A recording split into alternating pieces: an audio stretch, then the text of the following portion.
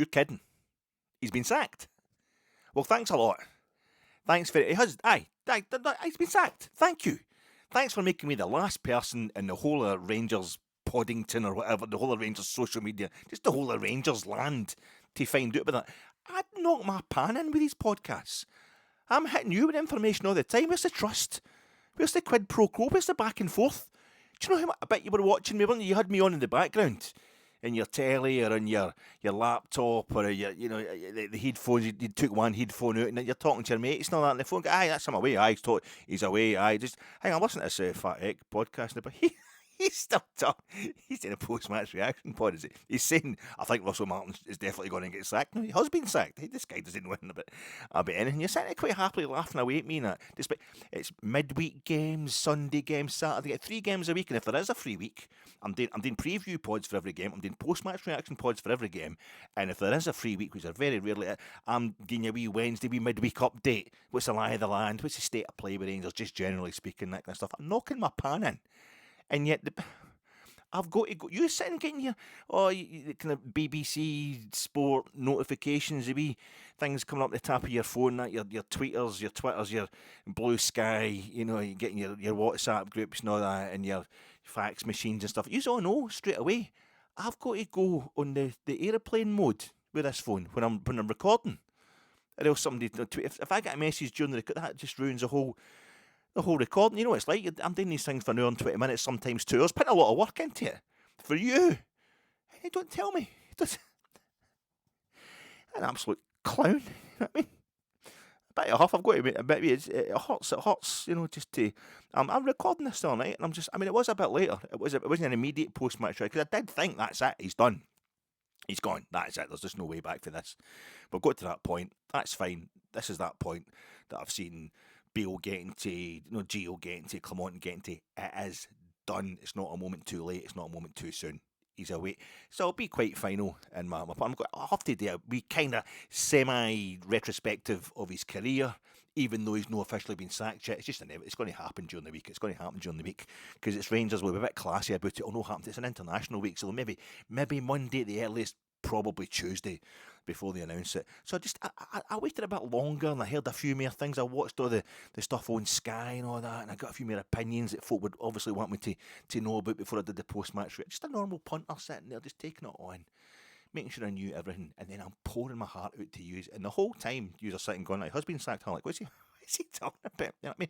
And I'm getting it finished, and it was about 9:30 at night. It was about 9:30 before I actually got it recorded. That's why it doesn't say immediate post-match reaction, because that'd be a lie. It says Falkirk 1, Rangers 1, immediate post-match reaction. No, I just say like Russell Martin's last game. No, because by the time I actually uploaded it, I knew he had been sacked, so I could put that. But I'm getting into the house, because I've got to walk outside to get into this wee converted toilet.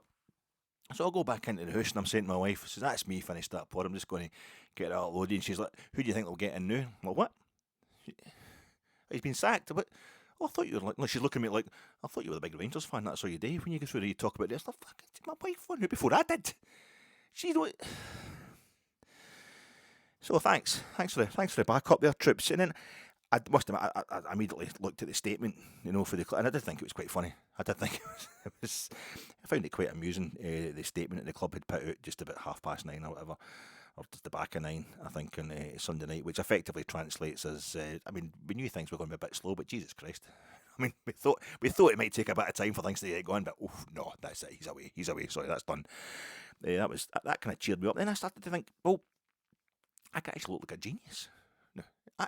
If I post this, because I've recorded the pod, but I've not actually I've not uploaded it onto the site. But I thought if I actually upload this, and it is my post-match reaction, I've got to stick to the plan. I've got to post a post-match reaction. It's got to go out there.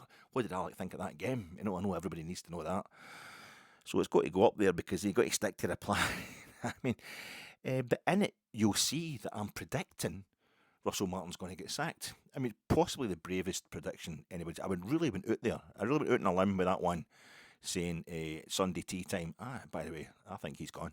I think that's it. I think it's done. So I thought these folk are going to look at that pod. They're just going to, because he didn't know. See, when he recorded this, he didn't actually know Russell Martin had been sacked, but he's so definite. he's actually doing a wee retrospective of Russell Martin's career and why he gets sacked and how this is they'll just be thinking, that fat heck, wow, he's so obviously backdates his pods to make himself look psychic. He's not one of the folk who tries to go into the bookies after it's a 7 furlong, but it's a sprint with the horses, and he tries to go up after like 2 furlongs to get his. Once he sees the one that's winning, he's trying to get the bet on. He's just he's a cheat. He's a charlatan. He's a fraud. He's a snake oil salesman. That's what you'll say to me. Dundee United at Ibrox. That was. I had it all worked out that was Jock Wallace's return. His second coming. Jock Wallace, Ibrox, Dundee United at home, and was it that one in the Govan front? And then I was in the Govan rear for Walter's second coming. His return, it was Dundee United at Ibrox, and it was like 0-0. Jock Wallace, Dundee United, 1985, was that 1985? 1983, it was, I was at that one. I thought, but then Walter Smith's second coming, it was 5-0, and the Nico Raskin of the day, Barry Ferguson, he scored, I think it was the last goal or something, but it was all everything's completely turned around. Paul Le Guen is dead, kind of thing. And I thought that's quite symbolic how it worked out for Jock Wallace in his second coming versus how it worked out for Walter. Now, then I suddenly remembered, no, it's actually Jock Wallace's first game was against Aberdeen at Pittodrie. This is days before the games were on telly, away games were on telly, and I wasn't at that one. I don't think I started going. Had I been to Pittodrie at all at that point? I think I waited until they beat us 5-1 and Frank McDougall scored 3 or 4 goals, and despite the fact he's weighed down by the biggest crucifix MD's ever worn outside one of the guys who does the steps in Jerusalem, in where is it? Where did Jesus get nailed up? Nazareth, or whatever. Calgary, whatever the guy that does the Stations of the Cross, one of the acts, but it was like he scored 4. So I think I waited until that before my first time at Pittodrie. That was lovely. But but it was Pittodrie. We get beat 3-0 at Pittodrie in Jock Wallace's first game of his second coming. But I remember even then looking at the pictures in the Sunday Mail the next day, and even though it was black and white photographs, I could see that the socks, he'd changed it back to red and black socks, because it was the pinstripe kit at that point in time. And the socks we had with the pinstripe kit were pretty smashing. They were nice, kind of red with a white fold. It was kind of red, white and blue lines round the fold, but it wasn't the red and black socks. It's a wee metaphor in there, I think, about how you want to change stuff up, move with the times, get the pinstripe kit that was all the rage back in the days. But it's not so much that you lose a bit of the soul of the club. So they went back to the red and black. So it still got beat 3-0, but we drew 0-0 with Dundee United in his first game back at Ibrox. And Walter's second spell in charge is being kind of held up as an example. Stated or kind of hinted at as to why we should be able to just win. This has been a thing that's popped up this week. Just win. And it's Walter's, it's part of a quote they come out with that kind of said this, that mentioned this, and the main thing is you just keep winning. That's not a bad thing, obviously, at Rangers, that haven't they just keep with pace. I think Walter Smith would be the last person to use that as a stick to beat any current incumbent or any future incumbent of the job. He'd be the first one to explain where he was coming from, but I think it was Walter's second coming was the most kind of gorgeously near perfect spell of my life supporting Rangers. Absolutely zero money we had at our disposal, and the 6 months at the end, he comes back at the second half of the 2006-2007 season, we're out of the competitions really, it's done, we're out the cups, and we're pretty much out of the league race, but he wins home and away against Celtic in the 2 remaining Old Firm games, and he takes us further in Europe than even Paul Le Guen had managed. That was the one thing Paul Le Guen was good at, was Europe in his first 6 months at Rangers. So Walter takes us a wee bit further in Europe, and then for the next 4 full seasons it was in charge, it was 2 major trophies a season, and 3 of those were successive league titles. It was a European final, it got us into group stages a few times again of the Champions League, took us a couple of extra rounds in the UEFA Cup as well a few times. We went to the Europa League by that point. 2009-10 was the first season of the Europa League, so maybe it was the Europa League, it was known as one of the times Walter took us further forward in it. Old Firm wins at Parkhead, at Ibrox, at Hampden. It was absolutely gorgeous. I utterly loved it. But the idea that it was, getting to Manchester and all that, was just to see us in a European final was just the most amazing thing. Well, that's the thing I had to see before I died, But the idea that it was any less chaotic and kind of hysterical among the support than it is now is it's total bullshit. The We Deserve Better campaign, which Walter stated that he hated, it started in that period. We deserved better, and of course everybody started kind of lobbying and agitating against David Murray, and they will say they were correct too. And obviously, after everything that happened, you can't really argue with. But I still feel as if it's not as cut and dry as that. The amount of stuff we won under David Murray, or the very fact that Walter Smith, the 2 times he was appointed Rangers manager, was David Murray who brought him to the club. So. And he was a man who he tried to persuade Walter not to resign when it was announced at kind of AGM in 97-98 season. But Walter had enough because he was being hounded in the politest way possible by the Rangers support, because we were sick of winning the league. You had to do something in Europe and it just wasn't happening. And he had that one good go at it in the Champions League, and he comes back. And Rangers aren't a project. Get Steven Gerrard back. The last guy who won us the league, Steven Gerrard. It took him 3 years. We don't want a project. We don't want a project. We don't want it. It took Steven Gerrard 3 years, and he lost his first trip to Livingston in his first season as manager. He also drew at Fir Park early on in his first season as manager. Lost his first Old Firm game. I've been disingenuous, said he had a massive year, but it's a trip to Bashkortostan against Ufa, playing with 9 men. It's basically Asia we're playing on the Thursday nights. And Stevie G takes us back for his first Old Firm game was at Parkhead. But we did get beat 6-0 in Bruges before we played Celtic, who'd been they'd been on a big trip themselves when we played them this season under, but they did get a draw. Russell Martin. Rangers are a kind of massive, colossal, ongoing project that keeps being derailed by people thinking a project is somehow kind of woke, Antifa, whatever, Marxist, I don't know what it is. But Steven Gerrard got us into the Europa League in his first season. Steven Gerrard got us into the Europa League in his first season. So did Russell Martin. You know what I mean? We only got us into the Europa League because we dropped into the Europa League. That's because of the hard work of Steven Gerrard and his first season, getting through 4 stages of qualifying for the Europa League group stages, and then it was 4 stages again the following season, then it was 3 stages, and then eventually we get to the point where getting into the Europa League group stages is a punishment for not winning in the Champions League group stages. That's progress through season upon season, building up a European profile, improving our own coefficient and also our European nous, and having players that can translate that and take it forward season upon season. Another way, it's a project. It's something that happens over time. It's something we worked at, and it's working. And Russell Martin get the benefit. But Steven Gerrard inherited a shite squad. Well, what were we saying about the squad that won absolutely bugger all last season? I think the squad last season did well to get to a European quarter-final, but nobody seems to be thinking that was a massive achievement. It's all about winning the league. It's all about domestic success. So I don't know, maybe the fact that we've 13 new players, we're trying to clear out the old squad, we're trying to phase in a new squad. That's going to take several transfer windows.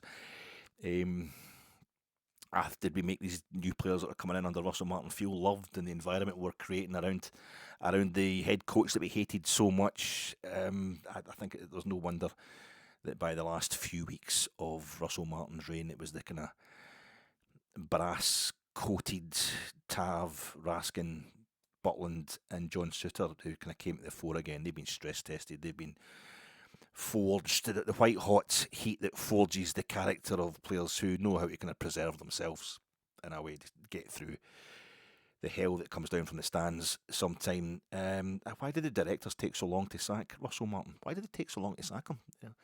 Do you know how bad Russell Martin was, though? Do you know how bad it was? Do you know why they should have sacked Russell Martin earlier? Because Russell Martin only lasted 123 days. It doesn't make any sense. Russell Martin, he was sacked after 123 days. That's how bad he was, because he was sacked so quickly. Right, well, there you go.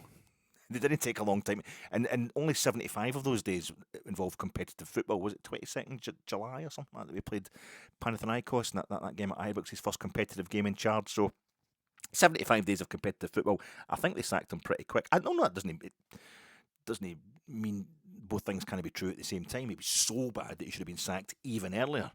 And that's absolutely a valid point. But we're not in the same situation as like Bayer Leverkusen here. We're no a club who we kind of do the Eric Ten Hag to Bayer Leverkusen thing, where it's like you've had 2 minutes, it's no working, mate. See you.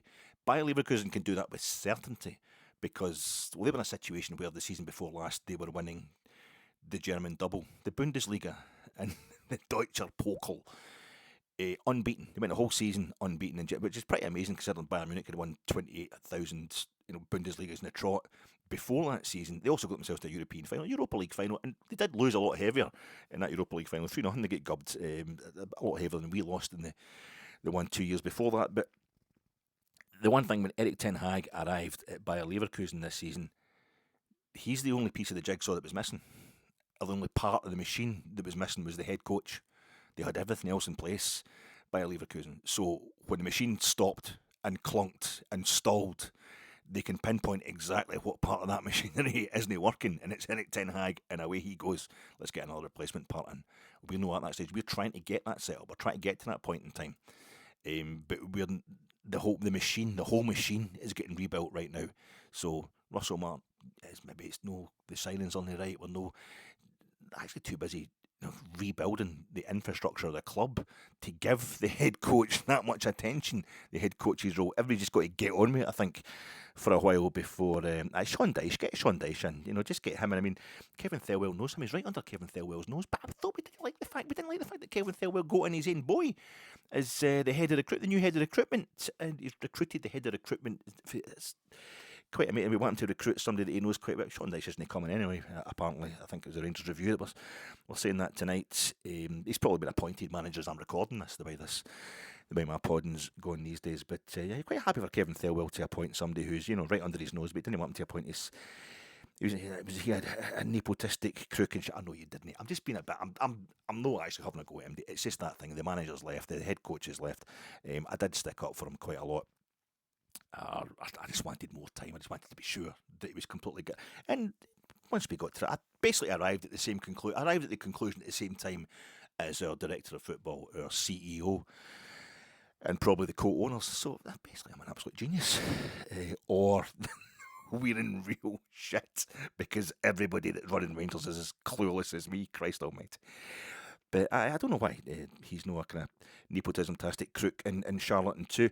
We've got to get a grip on ourselves as much as anybody else at Rangers. I think the support's got to get a grip. So many kind of fan voices, much fan media. It seems kind of energised at the very time it should be enervated. We didn't cheer our goal on Sunday at Falkirk. The support didn't cheer the goal, the travelling support, and I wasn't amongst it, so I can't really comment with any great authority because I'm not doing the away games. So I'm not the best Rangers supporter in the world, but that's the ticket. That's the way they did it. Neither did I at the time. But that point, I totally cheered when we scored after 2 minutes, where we had the ball in the back of the net after 2 minutes at Falkirk. Just total old school. Didn't even see the linesman's flag going up because I had the only chance that this was going to turn around and we weren't going to have to go through the whole rigmarole of getting another head coach and then they'll have a 10-game bounce and it'll start going wrong for them as well. The only way the Russell Martin thing was going to work, and it was going to be the opposite of the usual. He was starting with a lull and then he was going to go into the new manager bounce and it would never end. Was if we went out and utterly blasted Falkirk away, and it already had the first 90 seconds we looked totally incompetent, but then we had this breakaway up the pass. It's working, yes. And that's the thing about VAR ruins it. VAR because you never know whether to celebrate. We used to have our celebrations ruined by the linesman's flag that we never noticed all the time in football.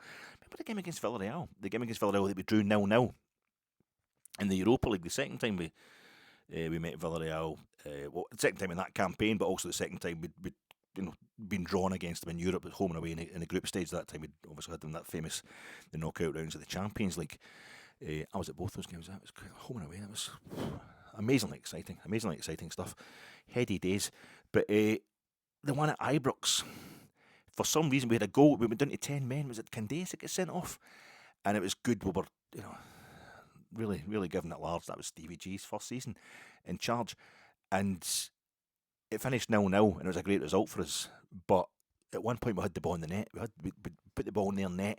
But whatever happened, where I'm sitting in the main stand, I noticed the infringement straight away, and I think I saw the linesman's flag going up straight away. I think it might be the days they still had the behind the goal line, the extra linesman as well. So I saw the flags going up, and I just knew straight away that it wasn't a goal. And whatever happened at that point, it happened just before the ball went in the net. The incident, and the flags went up, but then the ball went in the net, and I'd say 3/4 of the crowd at Ibrox hadn't seen the flags. I couldn't see the flags. Didn't know it wasn't a goal. It's quite a thing because usually you're cheering.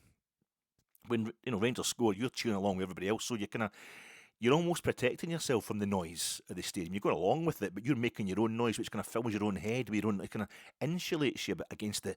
See, just sitting there and listening to a Rangers crowd giving it, yes, we're doing it 10 men against La Liga opposition. We've just scored.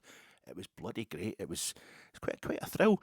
But that was me. And so I thought, I'm trying not to talk about it, but I thought on Sunday, oh God, we've scored. That's it. He's going to do it. He's going to turn it round. That's the only once it realised 30 minutes into the game, this is as bad as ever. It's not happening. It's over. We haven't started this game well at all. It's another half that we haven't started well. It's brutal. It's not happening. But why is he not wearing the suit? Why is he not wearing the suit? I know Russell Martin, he's not wearing the suit. It's so disrespectful. You know what I mean? But us putting his face on a big banner with a cross through it and all that, and singing these songs at him, giving him all this abuse and telling him he's a woke vegan, whatever. No, that's fine. That's acceptable. That's the standards. Don't take me seriously. That's activism. I cheered the second minute on Sunday because I thought that was his last chance. I think the next half hour, what happened, I think even by half time, there's plenty of talk that he was already on his way out, no matter the score at Falkirk. It was just a matter of waiting until the international break and maybe the way things, the pantomime at the end, the performative, militant stuff at the end of the game, no letting the guy get on the team bus and all that. I think that's just moved it on, perhaps. I don't know. But if he was ever going to save himself via that game, it was obvious within, I would say, about 10 minutes that it wasn't. I think Falkirk got about 5 corners in the first 11 minutes of the game. It's dead. It's gone. It's over. It's never going to turn round. But the next time we play is going to be mid-October. The slow start thing that's moved on. That's gone. We're going backwards, and we're getting worse with every single moment. He couldn't turn it round at all. It was last chance saloon. Sorry, I'm pausing there because I've taken a wee note here of this line because I thought it was really good at the time. Now I'm just cringing. No, it was last chance saloon, and he couldn't even get served. That's Russell Martin. Last chance. Don't make out that I'm no cruel to Russell Martin as well. Jesus Christ, that's pathetic. The bush across the road for me. When I was sitting on my sofa and the sagging, almost touching the ground sofa under my weight that I sit on. And I just face out the window and there's right across the road. I've told you about it before, that the bush, and it's so bushy for the last few months, looking so good, but that's it. The leaves are coming off it again. I can start to see the skeletal fingers. It's like a hand. You know, when there's no leaves on it, it just looks like a kind of skeletal hand that's coming up out the ground, bony and evil. 6 fingers that's going to come and take my life. It's urging me towards death. It's starting to appear. Maybe it's just want to wave goodbye to Russell Martin, or maybe the rustle of fallen leaves is just October, when the trees are stripped bare of all they wear. What do I care? Patrick McLaren, played by Alex MacArthur. Alex MacArthur, he played Ken Forrest in 5 episodes of Knots Landing. Very good looking guy. But he plays Patrick McLaren in LA Takedown, which I might have mentioned this before. It's the kind of the blueprint, the TV movie version made in 1989, shot in the space of 6 weeks. But it's a TV movie version of Heat. It's the same director, Michael Mann, who wrote it and directed this LA Takedown, and it's the same plot, same characters. There's slight wee differences, and they're lovely. The wee differences. One of the differences is it's not Neil McCauley. The bank robber, the bad, or the guy on the wrong side of the law, is called Patrick McLaren as opposed to Neil McCauley. And Neil McCauley's played by Robert De Niro, and this guy Alex MacArthur. You've not heard of him, and there's a reason. He's a kind of C-list actor, although he's a far better acting career than mine. But he's the guy that plays Neil McCauley in LA Takedown. I think I'm tempted to think that's what it's like. I love watching LA Takedown because I know Heat so well. I love seeing how it started. If you've watched Thief, it's in 1981. I've been through this before. You can see other things that Michael Mann was doing to try and eventually get to the point where he produces this masterpiece, this LA crime saga, Heat, in 1995. But 6 years before that, he made LA Takedown in the space of 6 weeks. Heat took him 6 months. It's a kind of Hollywood art house type movie, but this was LA Takedown. You can see it on YouTube. You can watch it on YouTube. But Heat's on Netflix again. and I always try to console myself by watching a wee bit of Heat. Could you go in and search for Heat? If you've got Netflix, go in and just search for Heat. I just go in and put in the letter H, and it's the first film that comes up, and you come up with the kind of block of different films. The top left-hand corner, Heat, first one that appears. Is it the same for you guys? I don't know if I would like to know that just because I watch it so often on Netflix, it knows what I'm after. But I go into YouTube to see LA Takedown, and I've got to put in LA space T before it brings up LA. But it is at the top of the kind of drop-down menu that's brought up the kind of predicted menu. But next is La Tristeza Durera by one of my favourite Mannix songs. You know, the sadness endures. The sadness endures. But I just put in the H and it comes up. I just win. It's no project required, no effort. I just put in H and bang, that's it.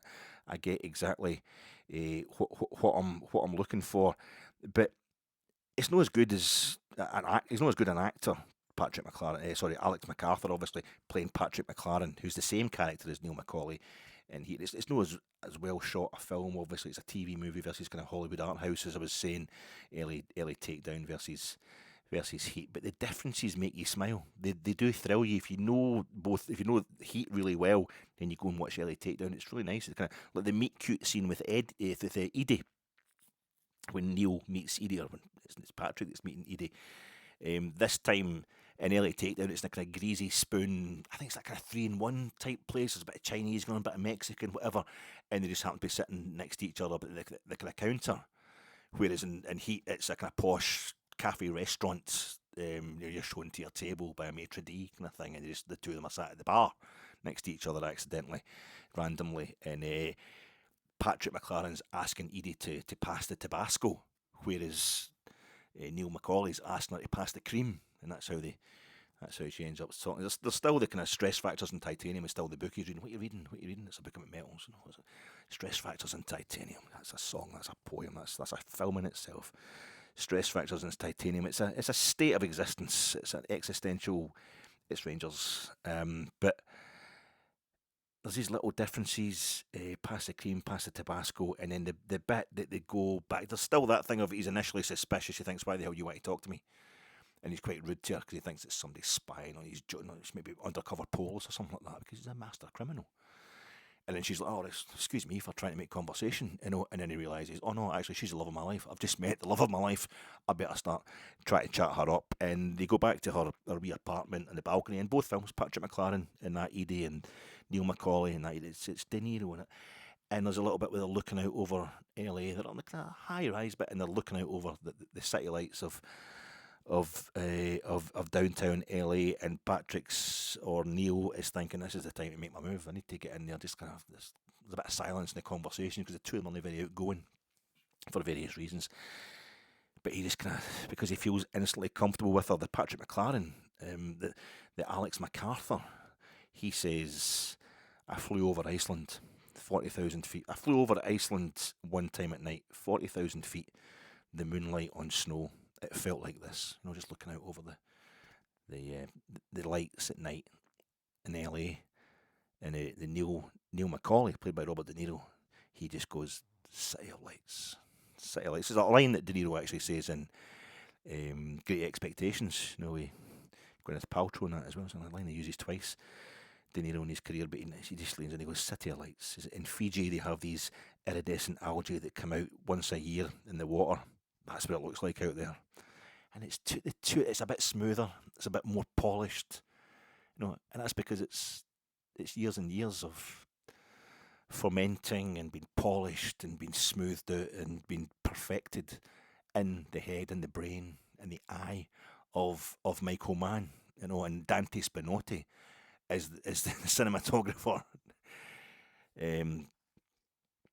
Par excellence, the legend Dante Spinotti. He's the cinematographer for Heat, and what he does with the LA skyline and Heat is a mesmeric, magical thing, because it just keeps getting better because it's something you want to do, because there's been a focus, because it is a bloody project.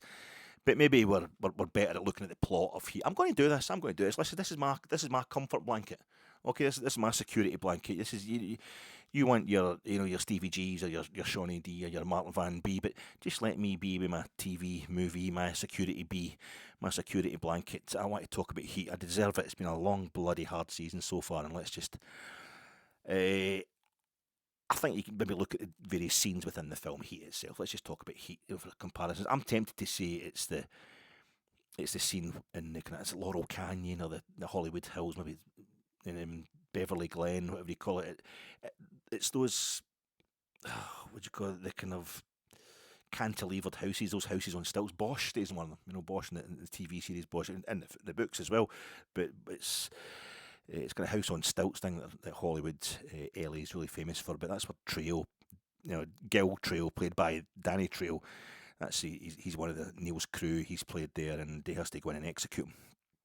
He has to shoot him in the head because he goes in and he thinks he's betrayed him. He wasn't there at the heist. He has to call off at the heist. And it turns out it's because the properly evil guy, Waingro and Van Zandt and all that, and they've went and tortured, took his wife hostage and told him to basically betray where's the heist going to be, and they can sell them out to the police. Now there's a whole lot. You have to watch the film. You have to know the story, but it's absolutely horrible. And the Trail didn't have any choice. They do horrible things to his wife, and they murder his wife, and they also beat him to the point of death. So Neil's trying to find out what's going on after it all goes wrong. He's escaped for the police now, but he goes up to Danny's house, to Trail's house, Gil Trail's house, and he breaks in. He sees Anna is dead, and then he goes through and he sees this Danny Trejo, like crucifix fashion, lying on the floor. If you know the film, you know the film. And he's got the gun because he's thinking, you've betrayed me. He's got the gun. And he's like, right, what happened? And he can see that he's hofted, and he says, I don't know, man. Did you tell him how we're supposed to get out? What the escape route was? And the flights to New Zealand. I don't know, man. I don't know. Who was it? Van Zandt? It was Van Zandt. So Neil's going to go and do him. One of the worst bits of acting in Heat. And there's a lot of bad bits of acting for Robert De Niro in Heat. He's phoning in a lot of it, reading it off idiot boards. As he does the thing where he goes, right, once he establishes that the guy was tortured and that, and he's not really betrayed him, he just had no choice. He goes, okay, I'll call you a medic, and he just like, no, mate, don't. I'm not going to make it. My wife's dead. I love her so much. And life's not worth living, and he's not going to make it anyway. Cause he's been beaten so badly. Just please, Holmes. Just like, do me a solid. Basically, just going to off me with that gun you've got in your hand. But it's just De Niro goes, I'll go and phone you a medic. Sorry? No, you don't want me to phone you a medic. It's really bad. That bit, but it's an amazing scene, and it's because it's basically, I think maybe that's how I'm feeling. It's almost that they kill someone from our team who's done our team a lot of damage, but they couldn't really do anything about it. Out of a sense of compassion, really, almost for his own good, put him out of his misery, stop the suffering. But unfortunately, I think the vast majority of kind of podders and social media bears and kind of grandstand ranters and ravers see it more like Russell Martin's Waingro. He's played by Kevin Gage in Heat, and Xander Berkeley plays him in LA Takedown. Xander Berkeley, who plays Ralph, and the most evil guy in Heat and LA Takedown. The most evil character is Waingro, but Xander Berkeley plays him in LA Takedown, and he plays Ralph, who's the biggest doofus, the most kind of innocent, you feel really sorry for him, really kind of comic character in Heat. Ralph, so he's only guy in both Heat and LA Takedown, Xander Berkeley, good actor. But he plays Waingro in the first one, so it's quite funny to watch that. But Waingro's an absolute scumbag who just doesn't have the cool, he doesn't have the calm, doesn't have the focus and the innate kind of hardness of a Ranger, sort of a member of Neil McCauley's real tight crew. He's got too much to prove, one of the kind of man babies, and he ends up turning a robbery into a murder beef because he doesn't like one of the security guards looking at him. Because he's dying to shoot somebody, basically, and he ends up kind of selling out his own team and then ratting them out, and then he's the one that ends up basically killing Trail's wife and getting Trail to the point where he just wants to die after torturing. I really need to stop watching Heat. It's another one of the films. You just realise the more you watch it, it's one of the things where women have got to suffer horrors just so men can look like heroes by coming in to avenge them. Maybe just don't know. I need to watch a few films that pass the Bechdel test, but unfortunately, I think that's how a lot of Rangers fans are seeing Russell Martin. He was evil. He was horrible. He was that. I just don't think the guy was very good. How you doing, folks? This is your Fat Eck. Everybody, all the proper Rangers podcasters did a post-match reaction from Falkirk, then a breaking news pod, a news flash pod on Sunday night. to announce the fact Martin had just gone, and then on Monday morning they did pods summarising Martin's 123 days in charge, and then on Monday night they put out the first of their kind of pods looking at who Rangers should be getting in next as head coach. We don't want a head coach, we want a manager. We want a manager. And despite the fact my Falkirk post-match reaction pod was longer than their four pods put together, I suppose if I want to go on holiday with a clear conscience at the end of this week, I'd better start trying to catch up and damn well explain myself. Reaction, update and forecast pod coming to you in association with Gersnet. Gersnet was on Sunday night. I didn't see it. It was I've not seen it yet. It's Alan, Rob and Ross. They knew, didn't they? It was Alan, Rob and Ross on the Gersnet flagship show Sunday night. It'll still be on the YouTube channel, so I'm going to watch it tomorrow. I'm talking to you Tuesday night, by the way. Tuesday 7th of October. You probably won't see this until... You probably won't get it posted late again until it's... We'll have the new manager appointed. You know, it'll be Carlo Ancelotti's got a hard time in Brazil. He's packed that in, and it says you're looking at watching this right now, going, he doesn't even know that Ancelotti's been appointed manager, and he's brought Davide as his assistant. But I bet they were Gersnet. I bet they were. They would know, wouldn't they? Because it was 9:30 that went out. Did they break the news live? See if they they either went on air and they knew, they just found out that he'd been sacked, Russell Martin, or that Frankie's done that thing where he's broke the news live. I don't know the exact time it happened. It's 9:30. The pod's usually, the Gersnet pod goes out on a Sunday night. But you think they could tell me? That's supposed to be my pals, Gersnet. Just drop me a line. Just like... I suppose I was on the airplane mode, can't I? So I'm sponsored by, check out that pod, because it was in the know. That's the kind of stuff you like, isn't it? I'm also coming to you in association with three long-tail tits. Saturday the 13th of September 2025 about, I've got it written down. In my wee bird book here. It was 12:50pm. So I'd be in the kitchen. I was in the kitchen, but I'd probably be preparing a meal. I would leave the house about an hour and 10 minutes later to head off to a football match. But I've got a wee bird. I'm not interested really. I'm very interested. It's an old man thing. Once you get into middle age, blokes start wanting to know the identity. Usually, I see anything flying through the air up until I was about 40. I'll be thinking, no much eating in that, is there? But you start taking a wee kind of interest in these things when you get older. I've noticed a lot of my mates doing the same thing. But I don't know enough about birds, about ornithology. Come on, grow up. I don't know enough about the kind of study of birds to really be able to speak about. We just get that, the ones you see quite often, you want to know. I still can't remember the difference between like a crow and a raven or a rook.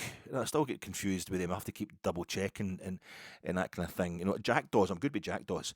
But I was in the kitchen one day, and this is partly the reason I ended up getting it. It was my wife's auntie got me this book years ago. So I started, most of them I haven't seen, and it's the most kind of common birds you can see in Britain that are in this book. It's a real starters, a kind of idiot's guide. That's why my wife's auntie had met me, so she knew what kind of level of reading I was at. But I would take a wee note if I saw a wee bird somewhere, and I saw it for long enough, or I managed to remember exactly what it looked like. I would go home and I would just take a wee note in my wee book. I bet I know that way. I like to tick off football grounds and football teams, and I started doing the same with the wee birdies. Because what it's like, I don't know if you're my age, you just see a wee bird, you think, oh, that's lovely, that's nice. It's just that out the blue kind of uplifting thing. It's rejuvenative, it's regenerative, it's restorative. It just makes you feel suddenly a wee bit kind of inspired without you having done anything to will it on or make it. The only thing is, I didn't cut down the dead tree. The tree would have lost my axe. I was telling you that in the past couple of pods. I lost my axe when I was trying to cut down that wee tree. At the bottom of the garden. It's a dead tree, but the problem is the wee birds coming. I didn't realise subliminally that's what's taken me so long to do it, is the wee birds come and they sit in the top of the tree, and by the time I'm in the kitchen, which is higher up, and you look out on the back, you get a great view of them, and you see a wee robin redbreast, you go, it's just lovely. It just makes you feel great. It's not like you've supported it and you've tried to, you've been on podcasts giving it, fucking Robin Redbreast, not been in my garden for 6 months, that's a disgrace, got it sacked. That kind of, you don't do that kind of thing. You just sit there and suddenly, and there was these wee things, and because I'm not very good with the ornithology, I thought, have I seen something like that before? And I said, you're wee crackers. So I just got up and I'm kind of looking at them, I'm just kind of staring at them. I'm not scaring them away because they can't quite see me. And what is it called? Long-tailed tit, Agathalos caudatus, Agathalus caudatus, 15 centimetres, tiny but long-tailed, adult and immature, have fluffy body, upper parts largely white and brown, tinged pink, tail black, white-edged, underparts white tinged pale, buffish pink on belly and flanks. And it goes on to just describe its kind of call and what have you. And the picture's nice, but it's nothing like seeing it in the flesh. It's just, the buffish pink was glowing. And I don't know if you've seen like a bullfinch, a goldfinch. You see blue tits. They're the most common wee things of these birds. But when you see them, they're just amazing. They're just so colourful and so beautiful. And I was just, you think I'm talking about three? There was three of them. There was three of them up in the tree, and I just watched them, and I was like, oh. And I ran, and I got my wee book once they disappeared, and I just quickly noted it down. 3 out the back of, at 12:50 p.m, Saturday the 13th of September 2025, giving life to the old dying tree. And when you start trying to get a bit Ted Hughes about it, you know you're depressed, and it's time to move on. But I remember the same feeling when I went to Hindland. I went to Hindland Station once to get the train to Helensburgh. I've been to Helensburgh plenty of times in the car. I had the car, or a car, for about 20 odd years now, probably. So go somewhere different. Go somewhere different for a coffee or a walk or something. I like a bit of sea breeze, particularly coming off the Clyde estuary, the Firth of Clyde. So I'll be walking along the front of Helensburgh. It's good for restorative, regenerative, whatever. But you take the car, you go for a coffee or something different. You go for a wee walk. But I'd never been up in the train. I'd never been to Helensburgh by train. And it was one day my wife was at work, she had the car, and there was work getting done at the house, so I thought, I'm out of here. And I just took a trip up to Helensburgh. I thought, just get a wee walk along the shorefront and that, get a bit of coffee and stuff, maybe later on get a pint. I think it was fit one that night, so I was taking the car, so I couldn't drink. I remember letting nobody drink. But I'd never known other people. I can't even remember the name of the places. A few of the stops before you get to Helensburgh, just lovely kind of grass and water and greenery and all that. Just like, out of nowhere. Totally. If you live there, no big deal. You know, it's a kind of something that's pretty standard, pretty common. Like all these wee birds are pretty common, but it gives you that kind of. I remember seeing these three. I hadn't seen them for. I went in to look at the book. I put them in the book, and then I realised I'd seen them before because I'd another note in the book, the 27th of August, at the house I used to stay in. They appeared at the top of this big lime tree that was outside our house there, up at the living room window. Really, it was a flat we rented for just like under a year, I think it was. But there was 5 of them appeared in it, and it was absolutely lovely, and I taken a note of it. But so I had seen before, but that was the day I saw them last outside this house. It was the 13th of September, and I was just about an hour later. I set off to see Rangers losing to Hearts, which is something at Ibrox, which is something nobody had seen since 2014.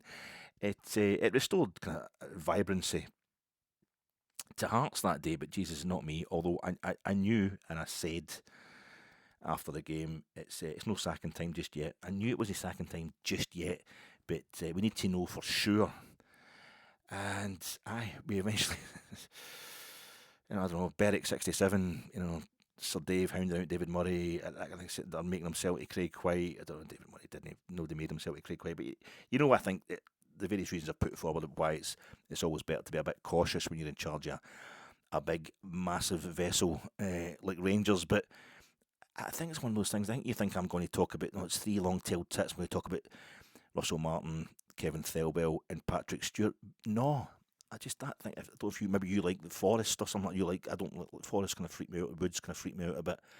But even if you're just driving around a corner somewhere you've not been before, and there's suddenly a big, massive bit of countryside, a big mountain or something, it's just breathtaking, uplifting in a way that, even though it's there all the time and it's really common, and that's what it's going to be like when Rangers win again.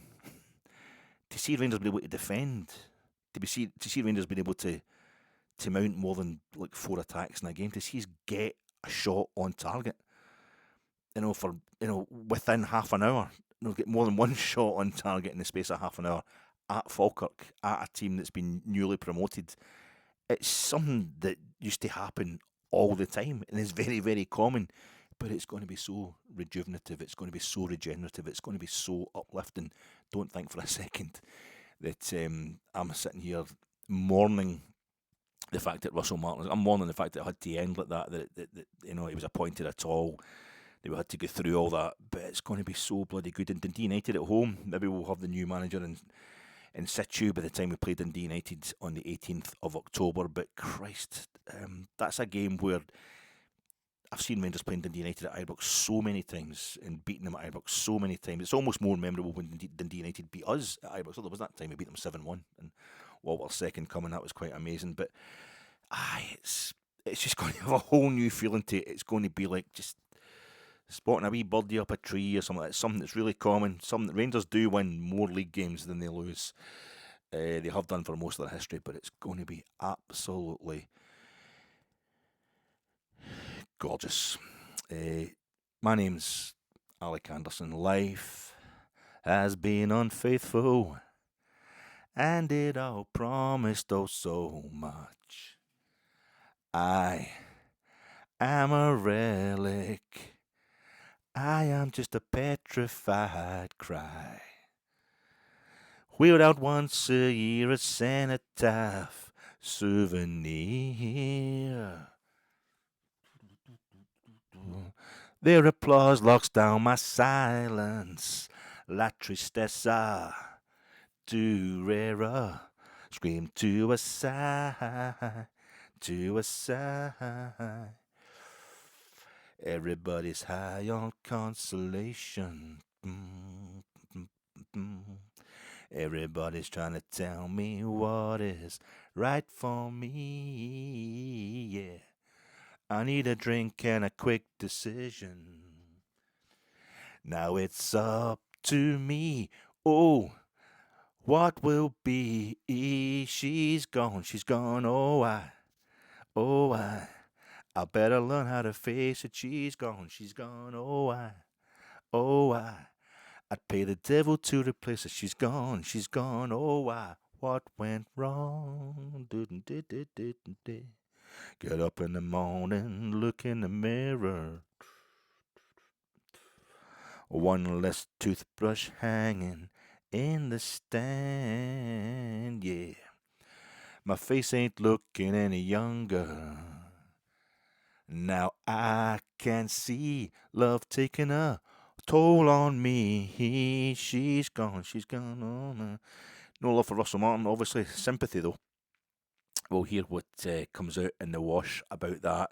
But it's the love for the Rangers. I think it's taking a toll on all of us right now. We can't help loving it. We can't help being in a bit of pain. And just to maybe help bring that to a head, I thought I'd just inflict a bit more pain on your ears there, because I need to have a couple of songs. It's a big moment when we sack a manager, as used to it as we might be getting over the last few years. But maybe we better ignore heat and all that. It's just it's not. Perhaps we'll find out that Russell Martin was indeed a snake oil salesman. That he was a rat. That he was poisonous. That he was a fraud, toxic, a coward. These are all the terms that I've heard and seen used about him since he left 48 hours ago. For the moment, and what I saw when watching his 123 days in charge, he was a man with big plans, big ambition, and a lot of chat. But we ask him to chat. We do. The guy has to do a lot of press conferences. He's got to explain himself a lot, and it's a lot of fan media now really getting in about him as well. And they held his feet over the coals, or whatever the expression is, and he just couldn't. He couldn't handle it, and but then he couldn't just couldn't get the team going. He failed at his job. Russell Martin is a man who failed at his job. He took more abuse than anybody else in British public life, I would imagine, over the last year. Even like the PM and cabinet and all that, they have security details and that. When they don't go to face 50,000 people, every kind of second week, sometimes midweek as well. With just the amount of abuse they were sending to him and all that. And I know we think, well, that's tough. That's part of the job, but I think it goes OTT at times, and he did keep taking it. I think it's that self kind of justifying thing. Well, if I'm giving total toxic abuse, and he keeps staying. He keeps remaining in post. He must just be after the money. He must be. There's no amount of money that's worth that. There's no amount of money that's worth what that fella went through. His statements became kind of increasingly bizarre and detached from reality in front of us, and it became increasingly clear that he wasn't making all of these statements purely to protect his team of young players, these kind of nascent squad. Sometimes managers they'll circle the wagons a bit and they'll deny a bit of reality. No, I thought we were great, but there was no kind of knowing look from him, or kind of, it wasn't being, obviously a defensive demeanour. He had a defensive demeanour all the time, but it wasn't like, I'm defending my team here. I think he actually genuinely believed some of the statements he was coming out with, and I started worrying for him. But you just need to check that it's not for all these good reasons, and that the team definitely isn't going to start playing well. But Nico Raskin not leaving, I think, was a really bad thing for Russell Martin. I think it was a blow to him. Tav not being phased out, I don't think anybody noticed that because we were so busy going on about Max Aarons, which I think he must have found a bit bizarre. Max Aarons and the manager himself, just to be, I could see straight away Max Aarons wasn't doing too well at left back. That's because he's on his wrong foot, but he was doing things that no fullback does on either wing. I thought he's maybe going to struggle, this young guy. And then he goes to right back, and we have the great game against Plzen, and everybody just thinks that's because we've moved Tav out the team and put Max Aarons into right back, his natural position, and then within 2 minutes, Max Aarons is an absolute joke who we should never have bought and stuff. It's been a lot of strange things. It's not just about Russell Martin. It's strange, tense times at Rangers because it's so long since we've won the title. But 123 days is no time for a Rangers manager, head coach. That's nothing. It did feel like we'd given it long enough. We've no idea how disingenuous Russell Martin was, but it's a hell of a brass neck required to kind of con people live on TV every week while the product, the rubric by which you're judged is just taking place, a few feet away from, on the plastic or the grass, a few feet down the tunnel away from where Luke Shanley is currently shoving that microphone under your chin and putting really aggressive questions towards you. I just can't see how he's at it, or he's toxic, or he's poisonous. I think these things are just, it's going too far, but maybe it'll turn out that it's certainly all going to come out in a wash. I think the retrospective industry is already taking place, and it'll be interesting to see all the kind of gossip that comes out about what was really happening with Russell Martin and the players. But dodgy salesmen tell you stuff that you want to hear. They put on the big cheesy grin and the big kind of cheery persona, and they'll tell you things that they can suss that you want to hear. Russell Martin was not committing ritual suicide after another draw. Might have felt like a kind of Cockney barra boy trying to sell his American owners London Bridge, but he clearly wasn't kind of turning on any sleazy charm. He was telling us we were brilliant versus Hibs and against Livingston, and that was the start of final confirmation that he was, I'm not going to say deranged, but he was certainly getting a bit delusional. I think he believed those things. You see the way he celebrated the goal against the winner against Livingston.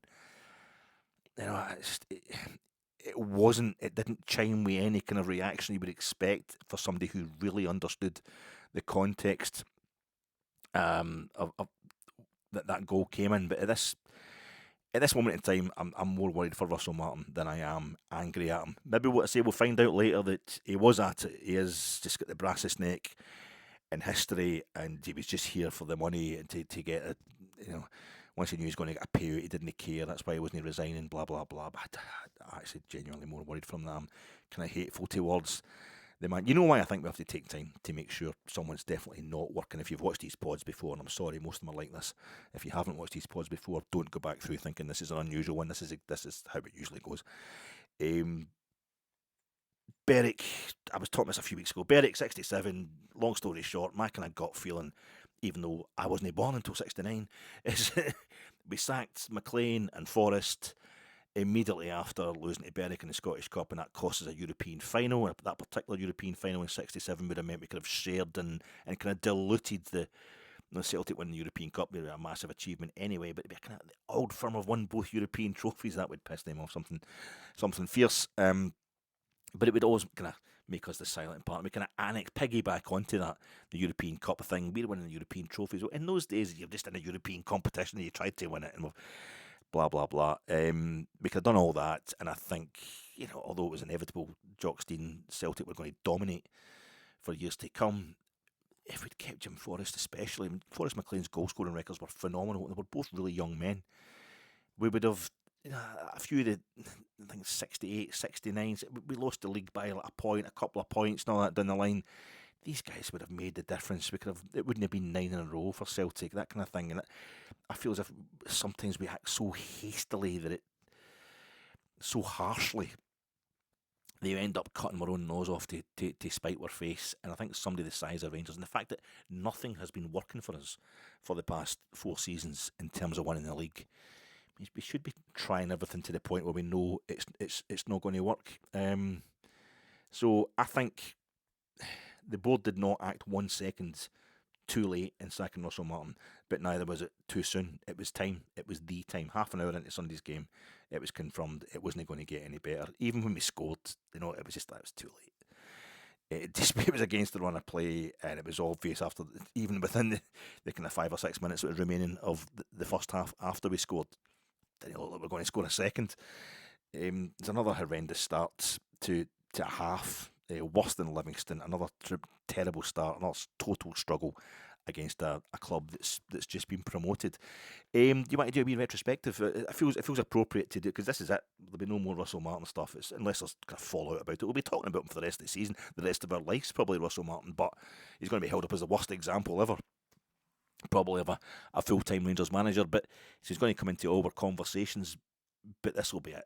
I'm going to move on from it after this. The club will move on and say we're probably appointed a new manager by the time I finish this pod. But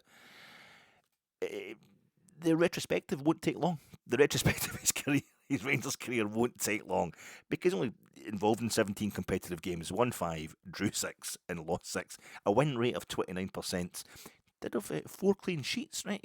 It's 4 clean sheets, and they were against Celtic, Panathinaikos and Hibs and Victoria Plzen, but 3 of those in green and white. They kind of Gio Van Souness, I don't know what he's calling himself these days, Stevie G come back, Van Souness on Twitter, and he's always, every prospective Rangers coach or Rangers player, he always puts the quote up a bit. I don't know what it is. Every time I get in the park and I would see that green, I just want to snap one of them.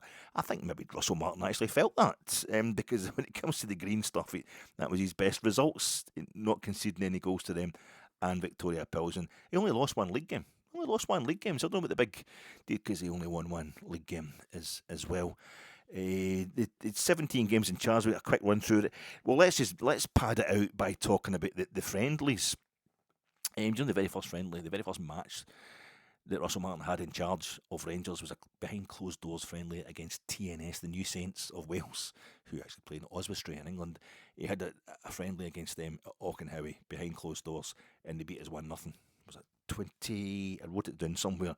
28th of June. That was. And the most famous thing for me, anyway, for any Rangers fan about the New Saints, is they play in green and white hoops. So that thing about them being up for it against green is garbage. What an omen! I mean, getting beat at Ibrox is one thing. That's working of, what do you call that? That's our fancy room. That's where we're lounge. We're front room. The front room, you call it. I'm not with the posh stuff. But Auchenhowie's that's like we're kitchen dinette. That's where ensuite bathroom, bedroom kind of thing. That's where really we're properly domestic. That's where it all happens. And a team in green and white hoops have come in and beat him there in his first game in charge. Bad omen. The friendlies, the two we had in front of a crowd. I was at the first one against Bruges. Well, 2-0 down after 13 minutes, but it's just a pre-season friendly against Club Brugge. It's not as if that means Club Brugge are ever going to tank us. And sure enough, we come back in the second half. They started with their best team. We started with a weaker team, proper, and Leon King at centre half and all that kind of stuff. But they ended up, we come back in the second half, and there's a late equaliser from Finlay Curtis that makes it 2 each. So that's absolutely fine. We played Middlesbrough, didn't go to that one, and we're 2-0 down into the second half, and we come back to 2 each, and Finlay Curtis scored a bit, no as late, but we also equalised in that one as well. So you can not tell it, nothing great, but we drew those friendlies 2 each, and then we get into the competitive stuff with Panathinaikos at home. We beat them 2-0. That was the Champions League. This is a season-defining game for you, Russell Martin was asked, and was it? Because we beat them 2-0 and they went down to 10 men. Finlay Curtis ran the guy ragged. Eventually got him buzzing crowd at Ibrox, quite positive it was then. But you're thinking Panathinaikos should have been 3-0 up at half time, and then they missed a few more chances in the second half. But once Gassama, what a goal he scored, what a signing he's been, because he just happened to be right under our nose at St George's Park. I'm pretty sure we only bought him because he was in Burton upon Trent, wasn't he? They were Sheffield Wednesday were training there at the same time. I think Russell Martin's the only person we've brought to Rangers under the new regime who we actually went out with, like, our front door to get. Everyone else is who we going to get in his recruitment? I'll just get my boy in. Need a big guy to play up front. Oh no, he was just was he good as I'll get him. What our director? I'll get Foster. What's his name? They'll get him in for Everton. Recruitment. I'll just phone my boy, get him in. Oh, we need to try and sign somebody. Where are we the new? Where is this? St George's Park. Who are they earlier? That fella that's they're running. Like, he looks quite good. Chinky, whoa, he's in financial trouble. 2 million. Aye, done. I think Russell Martin in his 15 interviews is the only person who actually put any effort into getting, and he's been the worst thing that's happened to us. But Panathinaikos, we gave them a doing, 2-0, and nobody knew how we'd managed it. And then the away leg was a week later, and it was the same thing again. We drew 1-each this time, and Gassama equalises in this one after Panathinaikos had eventually gone 1-0 up. And they said, why it took them so long to go 1-0 up, and half the advantage we had into that game, nobody knows, because again they were missing all sorts of chances. They were just ripping right through us. It was, but we think I'm very much kind of, well, I don't know enough about football. Look at the results. Always judge your judgment on the results, and we've no lost the game against Panathinaikos. If it's a season-defining game, there you go. We've romped it. That's us guaranteed Europa League group stage football in the very first 2 games that Russell Martin has played. What an absolute success. 2nd of August, the first league game of the season. We go to Motherwell. We're 1-0 up with a kind of dodgy first half. We showed signs of kind of baiting the press, trying to entice guys towards us and then nipping through. There's been moments of, oh, this is quite good. I can see what he's trying to do here. But it didn't work. Second half, we ended up... we conceded an equaliser, and we're lucky not to get beat 3 or 4-1 in the second half. Motherwell, who also had a brand new manager and a whole lot of new players, just were playing us off the park, and were barely hanging on. You had what do you call him? I can't even remember his name now. The fellow that was on loan at Birmingham and played out wide in the right. There was this is his 3rd game he played for us. He played 2 or 3 games. Oh God, what was his name? Anyway, everybody hated him. I thought he was actually doing all right. The fact I can't... Kieran Dow. The fact I've forgotten his name already just shows you how bad he actually was. But I thought he was getting an unfair hard time from us. It certainly wasn't his fault what happened at Motherwell. It was awful. And so he rips into the players just straight after the game, live on Sky. Absolute disgrace. They're not concentrating. I said, but I thought, it's a plan. They know the cancer. And that's why we keep doing that thing of being really good in Europe, good in big games, but can't be bothered turning up for the small fry, for the routine games. And he's calling it out. This is good. It's worth taking that, dropping a couple of points because it's so early in the season. Who cares? 5th of August, after him gutting out players, and I think he dropped Tav and he dropped Nico Raskin, didn't he? The home game against Plzen, and the next qualifying round for the Champions League, the 3rd qualifying round, Victoria Plzen, who everybody had heard of, blew them away. Ant-Man's debut, destroyed them. Gassama and Ant-Man, phenomenal that night. And the goals only dried up when we got Nico. It was 3-0 up, we got Nico Raskin and Tav back on. That's when the goals dried up, afterwards. So that was, his point was proven. He's not a bitter man, he's not going to hold it against them, but, what Russell wants to do is working. This guy knows what he's doing. This is a great manager. Expansive football, exciting, attacking. It was dynamic. I loved it. And then that Saturday with Dundee at Ibrox, and we drew 1-each. And Stephen Presley's Dundee, who'd everybody thought were an absolute joke because of their time in the League Cup group stages, and then getting beaten their first home game. And Stephen Presley's partner was so depressing, and they came to Ibrox and just totally outfoxed us, outworked us, outthought us. We had a sending off, down to 10 men, and we had a goal disallowed late on, but it was offside. We had a few wee chances and that, but this is bad. They've drawn at home, they've drawn away in the first couple of league games. It was not good. 12th of August, we go over to Plzen, the second leg for that, and they play us off the park. It's the same as we end up. We're 1-0 down, and Lyle Cameron equalises on the hour to take it. We retain. We're 3-goal advantage with half an hour to go, and that kind of knocked the stuffing out of Plzen. But not until they put the fear of God into it. I was a nervous wreck after that, and not just because of the coverage with the Swedish TV channel with the worst streaming I've ever seen in my life, but that was awful. But we got through, and that's the main thing. We got through, and we would get the goals. We'd have a wee break on the Saturday against Alloa in the League Cup, the last 16 in the League Cup. We beat them 4-2, but I think they equalised to make it 1-each. Alloa of League One. We'd made 10 changes, I think, to the team that started against Dundee the previous week, or against Plzen on the Wednesday night or Tuesday night. But Finlay Curtis only made it 4-2 in the last minute. It was awful. And a couple of times they just punted a ball over the top of us, and they were in on goal. If it hadn't been Connor Salmon, who's about 58 years old, Alloa would have won that game. There was no them Bruges midweek at home, first leg of the playoff for the Champions League. It's a bonus tie, it's a bonus. We weren't expecting to get that far. The main thing was to ensure we'd get Europa League group stage football, but Bruges are 3-0 up in 20 minutes, and there's people walking out the stadium and leaving. And the first goal they scored, they just put the ball up the park with one ball and then lobbed. I mean, it's one of the worst goals we've ever conceded in our entire history, I would say. But these things happen, and we come back. We brought it back to 3-1 in the second half. Didn't concede any more goals. I think we had a goal disallowed kind of dodgily, didn't we? Could quite easily been 3, but it was. I was like, well, it's only 3-1. I've seen us. We get beat 4-1 at home by Lyon last season. In the Europa League group stage. So it's not as if this hasn't happened before. We're always losing by a couple of goals at home. And we lost by a couple of goals at home to Fenerbahce 2 minutes ago. Jose Mourinho, and we still put them out in penalties on it. It doesn't matter. Don't worry about it too much. And that Sunday also we had an amazing one each draw against St Mirren at Paisley, where we had to just abandon any shape, just get as many attackers as possible. And Finlay Curtis, again, gets the equaliser, and it was just awful. We could only scrape a draw, and we go to Bruges, and the world falls in, the world collapses round about us in the second leg. How that game only ended 6-0, I will never know. 2 games in my life. Remember we lost 5-0 at Parkhead the day Celtic won the title against us at Parkhead against Graham Murty's Rangers. Why they stopped at 5 that day, I don't know, because we were just gone.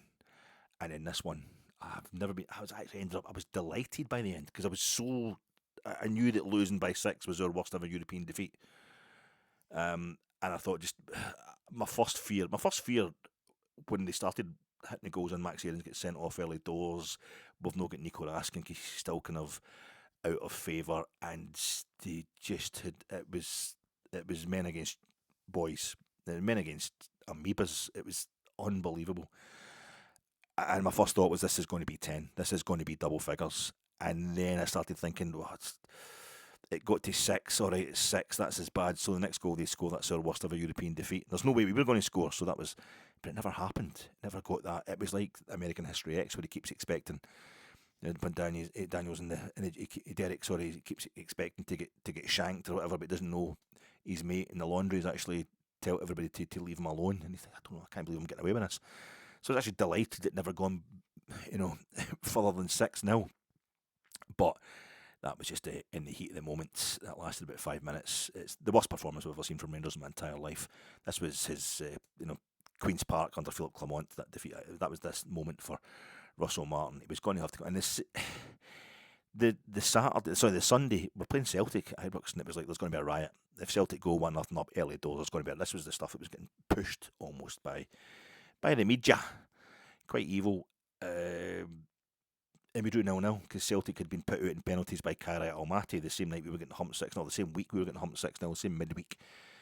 So they were in a terrible state as well. Their fans were hating on them. And it was just 2 teams. Probably the worst Old Firm game I've ever seen. With 2 teams, I think Celtic managed 2 shots on goal. We didn't manage any.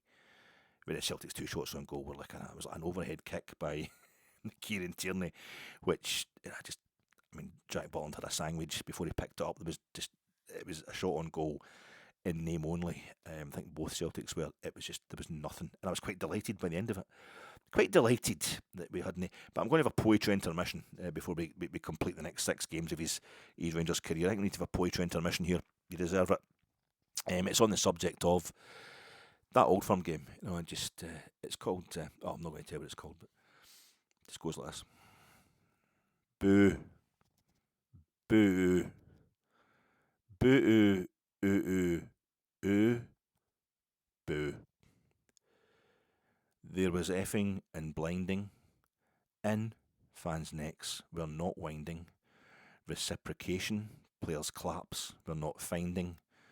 They wondered if contracts were binding. A wee Bosman they suddenly weren't minding. The bile from the stands was deafening. You thought I was going to say blinding, so I'm varying it there, I'm varying it. Blinding, but he just couldn't do the expected. His dots all remained unconnected. See that? You expect me to come in another line there. It feels disconnected the way I was pausing. But he couldn't do the expected. His dots all remained unconnected. His tactics the Bears had inspected and found bad. They were mad, the fans and the tactics. It's a double meaning there. And dangerous to know that just 3 days ago, the Champions League thrashing, that club Brugge bashing, seemed the ultimate low, till his old firm limbo, right under the bar, set so low. 56 seems so far, even in a big car. Sat nav in 6 gears. Tav and Russ would take years to get there. That's now, if you've heard that poem before, you think you've heard that poem before, you have. You have. I wrote that poem in early September 2023, and I've just changed out some of the name because that was Michael Beale, the old firm game at Ibrox where he get beat 1-0 after getting this stuff. I've changed Eindhoven thrashing to Champions League thrashing, and that PSV bashing, that Club Brugge bashing. That scans, but they both speak Dutch, so it's. But that was that. So I wrote that initially in early September 2023, and I've rewrote it, slight change in the lyrics there in early October 2025. 2 years and fucking nothing's changed. So yeah, that's a wee poem, but that was how we felt after that game. The following week is it'll be the international break, and then 13th of September, Hearts at home beat us 2-0. We had goals wrongly disallowed, and the Hearts' first goal was wrongly allowed and stuff like that. But that was, Nico Raskin was in the stand. He hadn't been anywhere inside Ibrox during the Celtic game, the Old Firm game. We drew 0-0, and that was a controversy, the ongoing controversy, and people were hoping, Nico Raskin, why is he not in the team? Why am I not backing the manager and this kind of thing? It's all very reminiscent of Barry versus PLG back in the day, but Nico Raskin, he didn't get.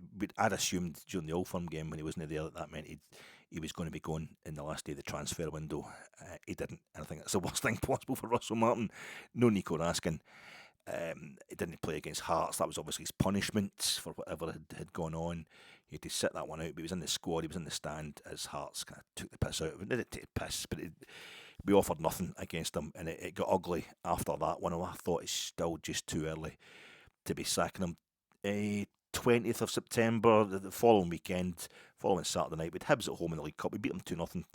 Nothing happened for the first half hour. Hibs went very close, and then a goal kind of lucky the goal was disallowed. It should have been disallowed, but the VAR picked up what the referee didn't see, the handball. But Hibs were quite good the first half hour. We offered nothing, but we did look a bit more focused, even though we weren't able to do anything with that focus. Quick couple of goals before the break, and in the second half we were very buoyant, although not able to add any more goals. So that was a convincing win, and it was Russell Martin's first win against top-flight Scottish opposition, albeit in the League Cup.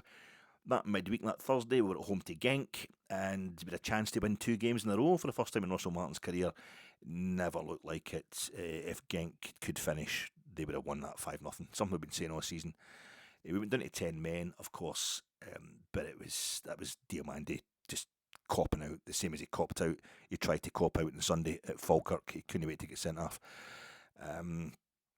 And that was when I started losing it. That was my preaching of patience, and we don't know yet. Oh God, we win hundreds of domestic trophies in our history. We'll win hundreds again. Let's just tough it out in the league, tough it out in the League Cup. I'm not really that bothered about that. But my Europa League, I love the Europa League. I love what we've done in that, and to see us be so pathetic, so listless, so gone, so dead in that game against Genk was just, and there was about 10,000 empty seats more than you would usually see at Ibrox. It was awful. That was a sad, horrible night.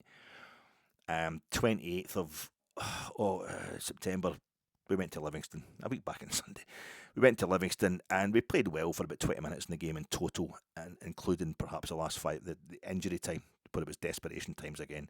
Kitchen sink stuff, putting on, substituting strikers for defenders. We win with a goal in injury time, but by that point the crowd, actually the Rangers crowd round 3 sides of that stadium, react by telling Russell Martin to get to fuck. That wasn't impressing them in any way. A very confused, emotionally confused day. Big go to Sturm Graz last Thursday. A chance to win 2 in a row again. And we're 2-0 down to 2 of the most brutally awful self-inflicted goals Rangers have ever conceded. Right up there with the one we conceded at home to Bruges. We give it Laudy in the second half. thrown everything at it again, scored a goal straight away, 49 minutes, Gassama again. God knows where we'd be without him this season. And we attack, take lots of risks and all that, and actually look much better than we do under Russell Martin's plan. Then we actually look a lot better than just throwing everything at the wall. Doesn't work. We lose the game. No points from very, very beatable ties, or opening 2 ties. And that we know that Philip Clement or Barry Ferguson's Rangers would have thrashed both these teams, would have beat both these teams easily, home and away. We should have been on 6 points. We're on 0 points, and that's when it's the Europa League, when we can't represent, when our Europa League reputation is going in the first season when we're in the group with Celtic. They've only got 1 point for the first 2 games, but they're still above us. It's just, no, this is... I'm on my last kind of nerve with him, but after the game I was expecting him to promote the fact that we'd played a lot better in the second half. He didn't. He just was he started talking about this mentality thing, and then on the Friday he had to kind of more or less admit that his wording was wrong. He just meant concentration, not mentality. Like the squad's mentality has gone. He meant mentality as in their concentration for both the goals that they lost, and somehow that wasn't his fault. Everything they were coached, but we conceded no chances in open play, and we conceded lots of chances in open play. It was just getting a bit delusional, And then on Sunday, well, we know what happened on Sunday. Falkirk did a massive 1.5 hour reaction pod to it the other day. It was just brutal. A chance to at least win 2 league games in the trot, and he could massage that into being 3 consecutive wins against top flight Scottish opposition. Nah, Falkirk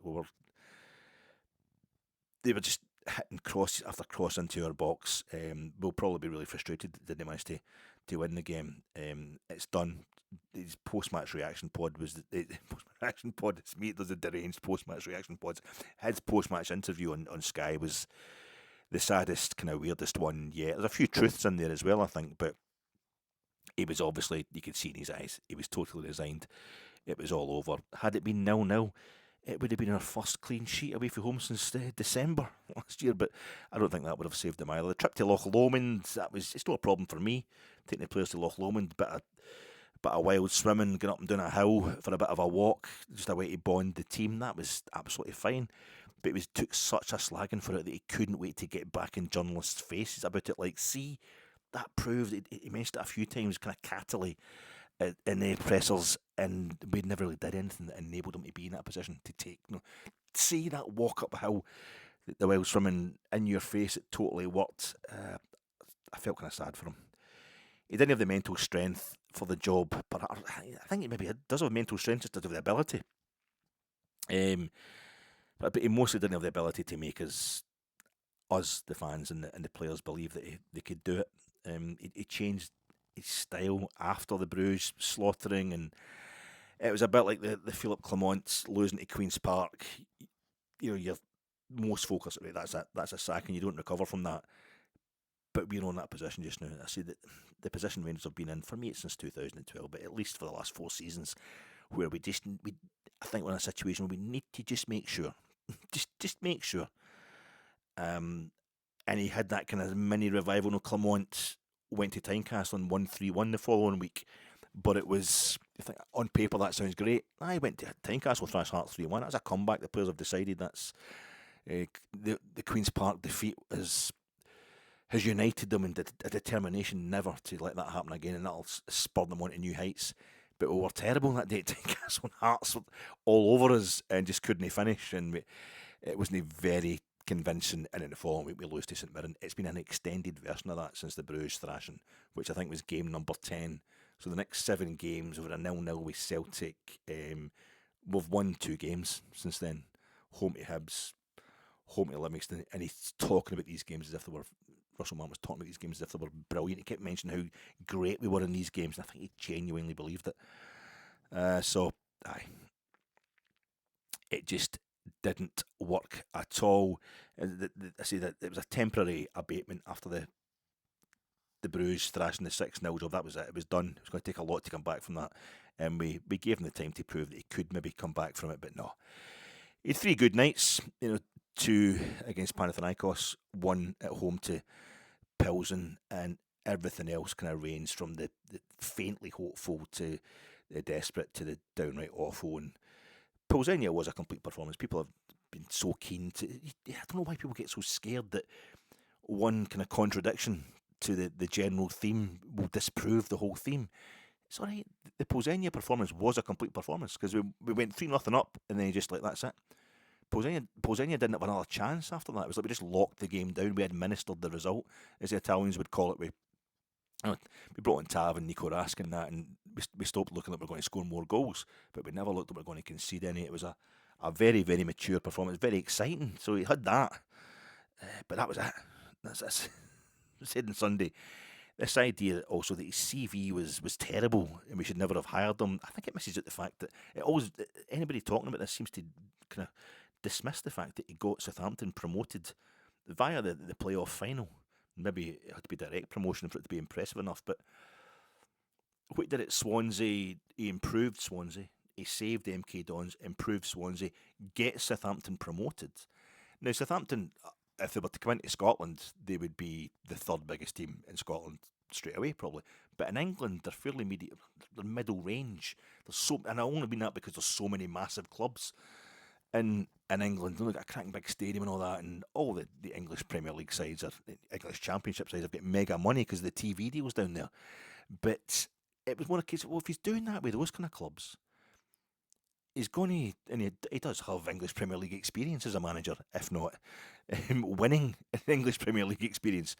But if he's doing that kind of level of achievement with those kind of clubs in such massive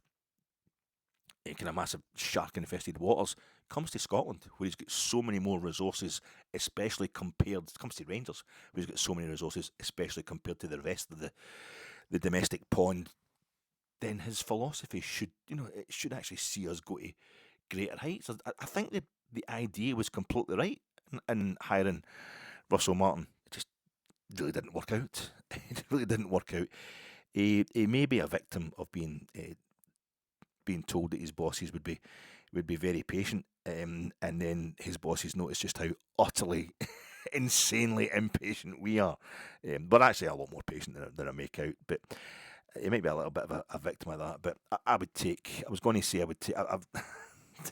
This is the problem. Even while I'm thinking about what I'm going to say in this podcast, it's all changing. I'd take Sean Dyche before I took Steven Gerrard. I don't want to take Sean Dyche anyway. It turns out it's a Rangers review I think they've put a piece out. I just saw a tweet saying Sean Dyche isn't going to be coming to Ibrox, so I'll take the word for that. But he's particularly shite kind of politically. It would be going for the woke vegan to, like, I think he's misattributed with. He's been misattributed, Sean Dyche, because he looks so gammon with having said the utter woke nonsense. I don't need a sudden celebration of right-wing backward thinking running about Ibrox, but I did get promotion for the promotion. He's very good at getting Burnley promoted and avoiding relegation. We might need that. We're still bottom six. We might need somebody who can avoid relegation. And I do remember when he beat Warburton's Rangers the second year in the trot. I think he beat us 1-0. The first time he brought his team up, brought Burnley up because he's big pals with Mark Warburton for a pre-season friendly. But the following season he brought Burnley up, and I went to that one. I didn't go to the first one, and they were 3-0 up in half an hour. Burnley, and they were frightening. They were so good. Probably just comparative because the money level's not down in England, but it was one of those. He just eased up. He clearly eased up straight away because it was looking like they were going to destroy, like Scott Arfield. They were going to absolutely destroy us. So I remember watching that one thinking this could be 5, 6, 7 the way this team are playing, but they totally eased up and subbed off everybody decent, and it ended up 3-1. So I've been impressed with something Sean Dyche did, but I think I was initially reacting to the news of Steven Gerrard with all this desire to have a kind of comfort blanket appointment, somebody we can trust. You can't trust anybody. You don't know what anybody's going to be like until they're in the door. But I wasn't sure. Steven Gerrard, my instinct, even when it was talked about during the summer with Steven Gerrard, I just thought, no, that's lazy thinking, and I don't know if he's got the momentum anymore as a person. He's failed at Aston Villa.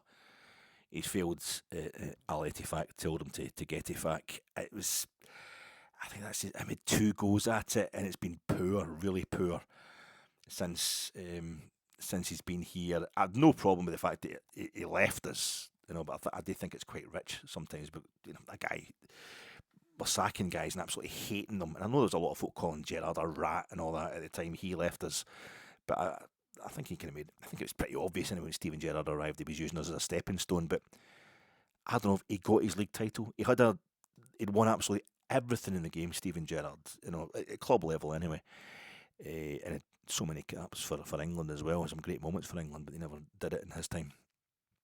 But he'd won everything except a league title, and it's like he got his league title when he was at Rangers. I thought the fact wasn't lost on me that he didn't win a cup competition at Rangers, and it wasn't lost on anybody else who was trying to undermine. I love the fact that he terrifies opposition fans. It was only one trophy in 9 years. It was only one.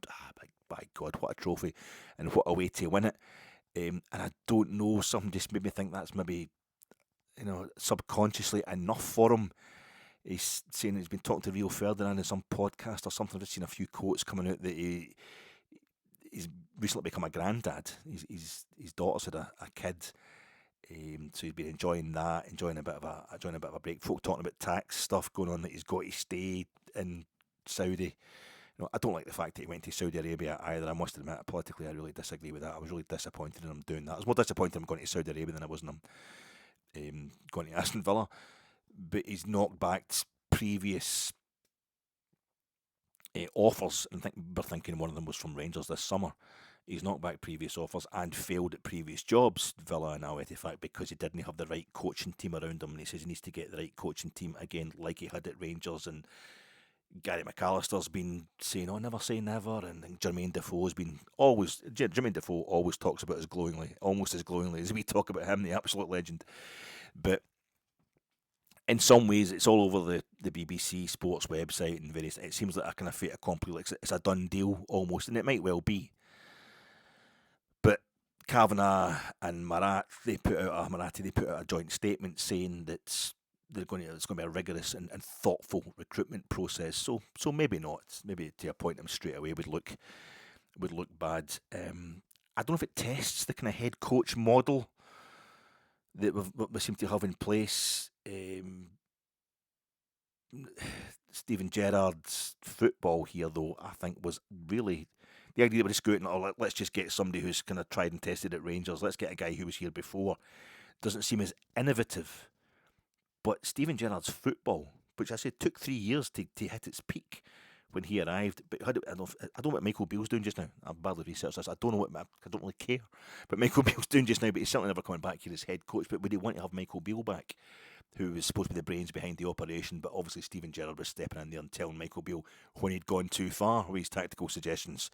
When Michael Beale was allowed free rein, it went nuts. But I feel as if that was quite a doctrinaire, quite a very kind of tactics board type of setup. I had the 4-3-3 and tactics have moved on since then. It has developed since then, a kind of cutting edge tactical football. But no doubt, Michael Beale will be all up on how it should be played these days.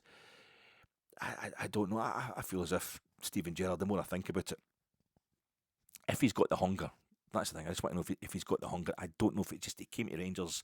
He had that job with Liverpool in their youth system as a coach, but really, when he's arriving at Rangers, that was his first. He's still a young man. That's his first big kind of gig after his amazing playing career. Plenty of energy. I don't know if he's just had a wee taste of taking it easy and that. I mean, Robert Smith had a year or so out the game before he kind of come back with Sir Alex, a bit of coaching at Old Trafford, and then he ends up getting the Scotland gig. I don't know.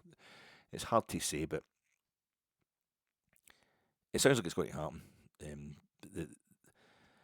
If the sporting director and the CEO have kind of changed tact, or they're getting desperate, I don't know if it might feel like that. I say by going back to an old face, but I don't know that it is, because Gerrard's style, I say, it was very when he was at Rangers, it was quite complex, quite sophisticated.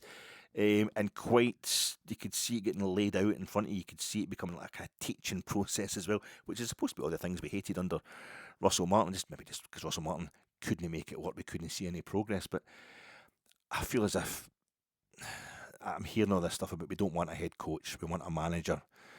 we want a figurehead. We need a figurehead. We need a statesman. It's fucking heartbreaking because everybody obviously just wants Walter back. It makes me cry. We all want Walter back. We deserve a cuddle. We want a warm kind of security blanket appointment. We've been through some stuff here. Our last few managers, it's quite traumatic for a football. As far as football can be traumatic when it's just about winning and losing games, in that sense. But I think for some people that security blanket appointment is Barry Ferguson. I think Barry's time came and went, and it was enough to be a catharsis to how his playing career ended at Ibrox. His behaviour, I think, away from Ibrox is kind of suspicious. Not suspicious at all. I think he's just kind of selling his stories and stuff like that, and I don't enjoy it. I don't want to get into it. I just want to kind of package up. That was Barry come back and he held the, he got the ship back on course just enough. He kind of basically looked after us until the end of that season. He did it a cracking European result as well, and a great result at Parkhead. Let's just leave it at that. Sean Dyche, I say, I don't think that's going to be happening now, but he was a kind of security blanket appointment for others. Steven Gerrard for most, and I wanted Philip Clement back for European games when we started failing in the Europa League under Russell Martin. I was like, I get Philip Clement back just for the Europa League because he makes me feel safe. But another one is, and I talked about this a few weeks ago, or maybe a month or so ago, because we don't have Walter anymore, because we don't have anybody else like that, but we still crave that feeling. I think everything that happened with Le Guen, he was brand new, he was innovative, he came from a different country almost, but it was very reminiscent of what was happening in the kind of brave new world promise that came with Russell Martin. So I think that's instinctively made us think about, when that didn't work out after 6 months it took with Le Guen, Walter come back, and everything just clicked into place again. I think the nearest, and I realised this a few weeks ago, is Derek McInnes. Derek McInnes was the nearest thing to that because he's been floating about, so we've offered him the job and he knocked it back, and I think we're now starting to think he was right to knock it back. We were gutted at the time. I was devastated when Derek McInnes knocked it back. Was that 2017? And he's going to be at Kilmarnock, and I think if you tried to appoint him after he was at Kilmarnock, we'd stolen Derek McInnes from Kilmarnock. That would have seemed desperate as well. I think it's only because he's gone to Hearts and done so well, and a lot of us expected him to do well there, that we've just thought, yeah, he's an ex-Ranger, and it just feels like it's got to happen someday. But I think I would actually, maybe sound weird, I would actually be disappointed in Derek McInnes. It's like I wouldn't want Derek McInnes to come to Rangers if he was the kind of man who had walked out in the Hearts right now. It's a straight, because what's possibly going to happen there, what he could achieve there if they keep this up, and they might fall away the same way Aberdeen fell away last season, I doubt it, but I think it's a long time to go before Hearts can prove they're going to win the title. But if he was to do it, I mean, you're looking at what the last person to do it was Alec Ferguson. Alec Ferguson and Jim McLean, both over 40 years ago, it'll be over 40 years ago by the time Hearts were able to win the league this season. You look at it, it'd be Alec Ferguson, Jim McLean, and before that was Willie Waddle. Before that, Bob Shankly. Now, that's the last guys to have won the Scottish title with anybody other than Rangers or Celtic. So the chance to join that kind of legendary group would be, I don't think it's something he should knock back. And I would think less of him if he walked away from Hearts just now. And I think Hearts would be able to fight us financially as well. I think that Tony Bloom would probably just step in out of sheer badness. The lizard, I think he would come in and just make sure that it wouldn't be finances that would be the reason Derek McInnes would leave us. And I don't think Derek McInnes is the kind of guy who would. I think that's a lot of reason why he stayed at Aberdeen as well, because he just had so many contacts there, so many friends there, so much trust. And as time's gone on, I mean, having our own massive complaints about how Rangers have been run back then. We're always complaining about how Rangers have been run, but I think we realised he made the right decision. Alan McCoy's knocked us back twice before signing for us as a player. So, I don't know. I think I wouldn't like it if Derek McInnes came to us somehow. I mean, if Derek McInnes is like, oh Christ, stuff Hearts, I want to come to Rangers, you would, okay, right there. But I don't think that's going to happen. And I don't know. Maybe at the end of the season, maybe if he does the business with Hearts at the end, I don't know. It's just a weird one. It's like Derek McInnes, but not like this, Then we're getting all the kind of other ones. Mark Van Bommel, about a year, man. I mean, an absolute legend, an immense player, Mark Van Bommel. About a year managing PSV Eindhoven, 3 months at Wolfsburg in Germany, didn't really work. A couple of years at Royal Antwerp, and he won the Belgian double in 2023, which is quite an achievement in Royal Antwerp. Proud old club. Are they matricule number 1? Is that what it is with Royal Antwerp? Or they're certainly the oldest matricule number, I think. Well, the matricule number's a big thing in Belgium. No wonder at the rate they merge and disappear, Belgian clubs. So that's quite an achievement, but it was a couple of years ago, and I don't know. We don't want to go Dutch. I don't think we want to go foreign again with the manager at this point in time. I think that's we need a bit of familiarity in the appointments. Like Kevin Muscat, that's why he was the treble winner with Rangers in 2002, 2003. He's been talked up as well, on the cusp of winning a second straight Chinese Super League with Shanghai Port. He was in the frame, obviously, when Philippe Clement got the job. It was between the two of them, to all intents and purposes, from everything we've heard. Kevin Muscat, Australian international, absolute psychopath of a player. Psychopath, like damaged goods. Kevin Muscat, proper nutter. Nasty, very, very nasty. So I don't know what that means for dressing room discipline, and that's a point because he's won the A-League, I think, a couple of times with Melbourne Victory, and he's won the J-League a couple of times with Yokohama F. Marinos. I think he won it once, but he's been runners-up a couple of times as well and did very well anyway his time at Yokohama. So I don't know if the Chinese Super League's actually called the C-League, but it's like the A-League and the J-League. I don't know if he's going to be able to handle the SPFL League. No, it's too many letters, really. Or maybe he's just wanting to push it. He's just wanting to put as many letters as possible after his name. But he had a brief spell in Europe with St. Truiden of Belgium. Didn't work out very well. I don't know if it is his ability to scare the living shit out of players who look up to his level of achievement. It comes to Europe, we've got a bit more about us in terms of playing it. Although Japan, of course, are kicking ass now internationally. They certainly give Scotland a proper pasting, and Japanese players done very well up here. Excuse me. Cocaine nose. Done very well in Europe in general, Japanese players, but I don't know if he's up to it, Kevin Muscat. I'm not that enthused about it. I think it's just a bookie's coat. Gary O'Neill, Danny Rule. Gary O'Neill with a couple of about a season at Bournemouth, 18 months at Wolves, sacked from both. Young guy, looks the part, but Danny Rule, Sheffield Wednesday's a young manager, seen as a bit of a guru, seen as exciting, but he basically had a time at Sheffield Wednesday.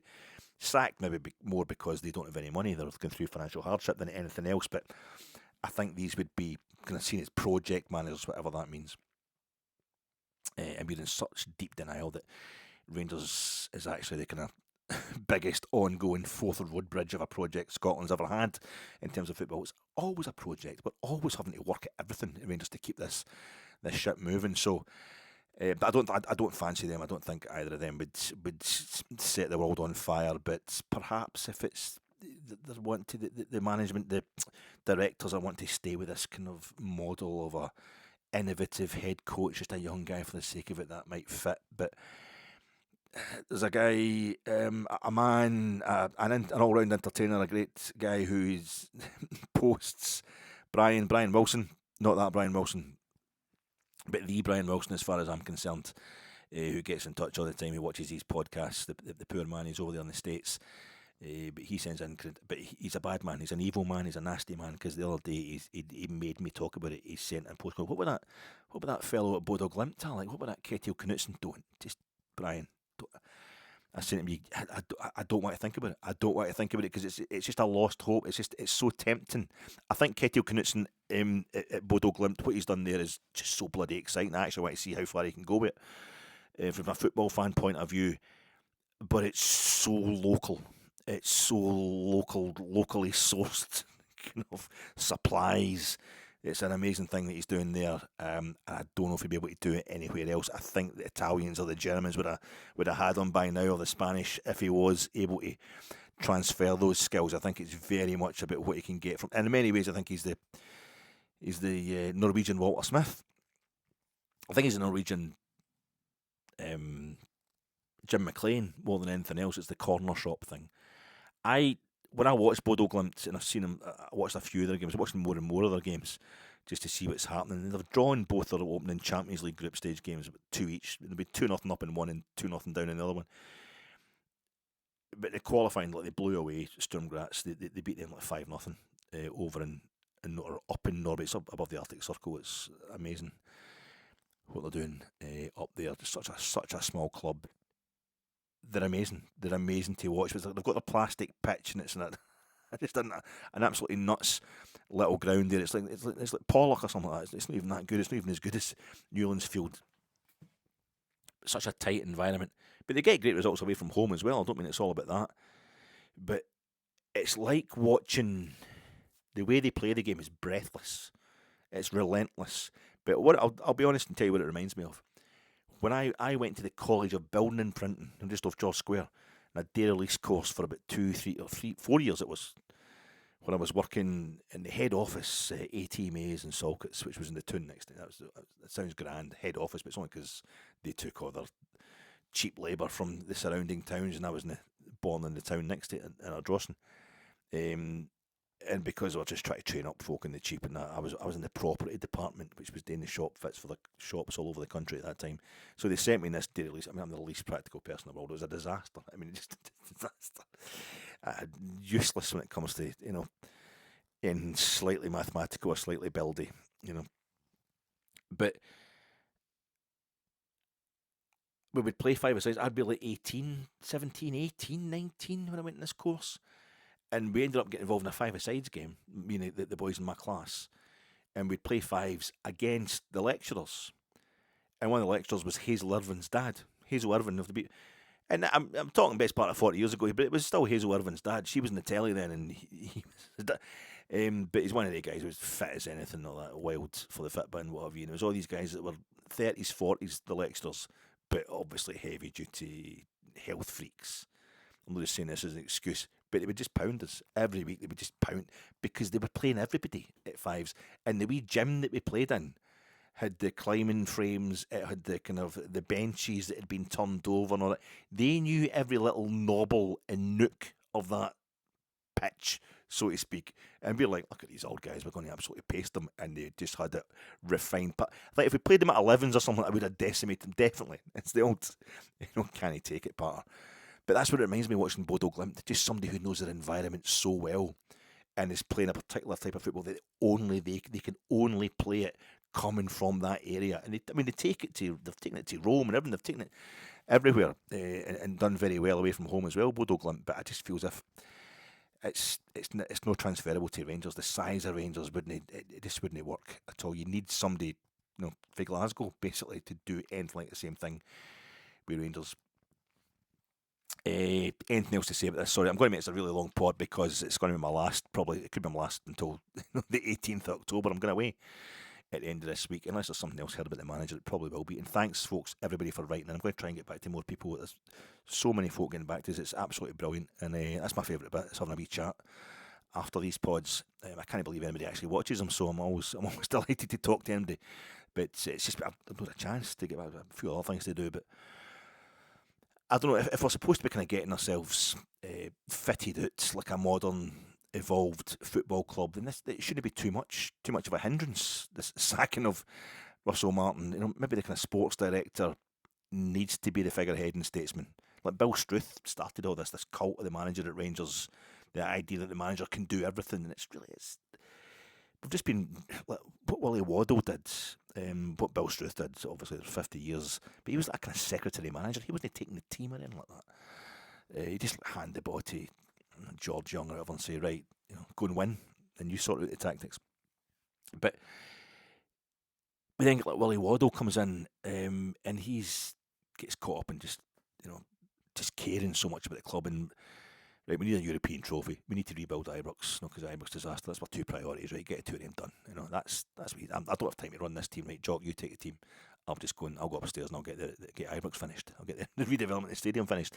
And then Walter Smith comes in, and Walter Smith's a Winnacle worker. But it took us was it 1981? I think he packed in his playing career, Walter Smith, So it's like 10 years of coaching, coaching with Andy Roxburgh for the Scotland under-18s, and he was assistant with Alec Ferguson at Mexico '86, and who else did he helped out somebody else, Walter, as well as obviously Jim McLean for that whole time at Dundee United, and then he goes to Rangers with Souness, and he becomes manager in his own right in 1991. So that took him 10 years to get to that point, and I'm not saying we didn't hound him out of Ibrox, but we were all sick of winning the league. Need to do better in Europe. That one season where we nearly got to the Champions League final wasn't good enough, and it was Smith was under pressure. Didn't he make it? Is he to see if he could make it 10 in a row? Didn't he get put out of Europe quite early with Gothenburg, and then Strasbourg, a different competition? That was it. He went away to Everton with Archie Knox and all that. And so by the time he comes back, and he's the safe security blanket, safe pair of hands who just gives us everything we want. It's like, what's 81, 91 to the best part of 20 years. It's a good 16, 17 years of frontline heavy duty assistant coaching and managing to get him to that stage. He's had the Scotland job at that point. He's at Everton as well. It's a lot to get to that stage. There's nobody around just now that's going to come to Rangers who's got that level of management experience. Hearts, I think, are going to collapse at some point. Newton's third law of motion. They can't go from being what they were last season to just winning every week to be top of the league. I think Derek McInnes was saying that after the game against Hearts the other day. They've already had 3 last-minute winners in the league. I don't see that lasting. Celtic 9 points. The Hearts. I mean, they're 9 points. They're 11 points ahead of his Hearts, but I don't think it's irretrievable, to be honest. I don't think they're going to go as bad as Aberdeen did last season, but yet they hung on to Jimmy Tilleen. They've got a Scottish Cup, and look, they battered in 4 goals. They've almost got as many league goals as Rangers now off the back of one game. They couldn't score a goal in the league all season, but they held on to that Jimmy Tilleen. They stuck with him, and then he just turned it round there on Sunday against Dundee. So maybe we've gone too early in sacking Russell Martin. Celtic 9 points behind us. I think they've got a collapse in them as well, but I thought this season wasn't about winning the league. It was about just getting ourselves going, building up towards winning consecutive league titles in the future rather than the league. This is just kind of rebuilding. But if win the League Cup, though, and what a difference that would make, it would necessitate Brendan Rodgers failing to beat Rangers for a 5th straight Old Firm game and I guess a fourth different Rangers manager in the space of 11 months. So that might do for him there. And they're due a hand in pumping as well, Celtic, that kind of beating us on penalties after, we didn't get a penalty that was the VAR supposed to lay on for us. It was absolutely disgraceful. And then Aberdeen beat them on penalties. I think they're heading for an actual hand in humping or Celtic, and I hope it's us that give it to them in November. That'd be a great moment. The infrastructure of the club has been totally overhauled. It's kind of shortcuts everywhere because I think just getting the structure rebuilt is an emergency. I know Russell Martin's talking about it, and anything he spoke about seemed like an excuse or like covering himself, but Philip Clement talked about it as well.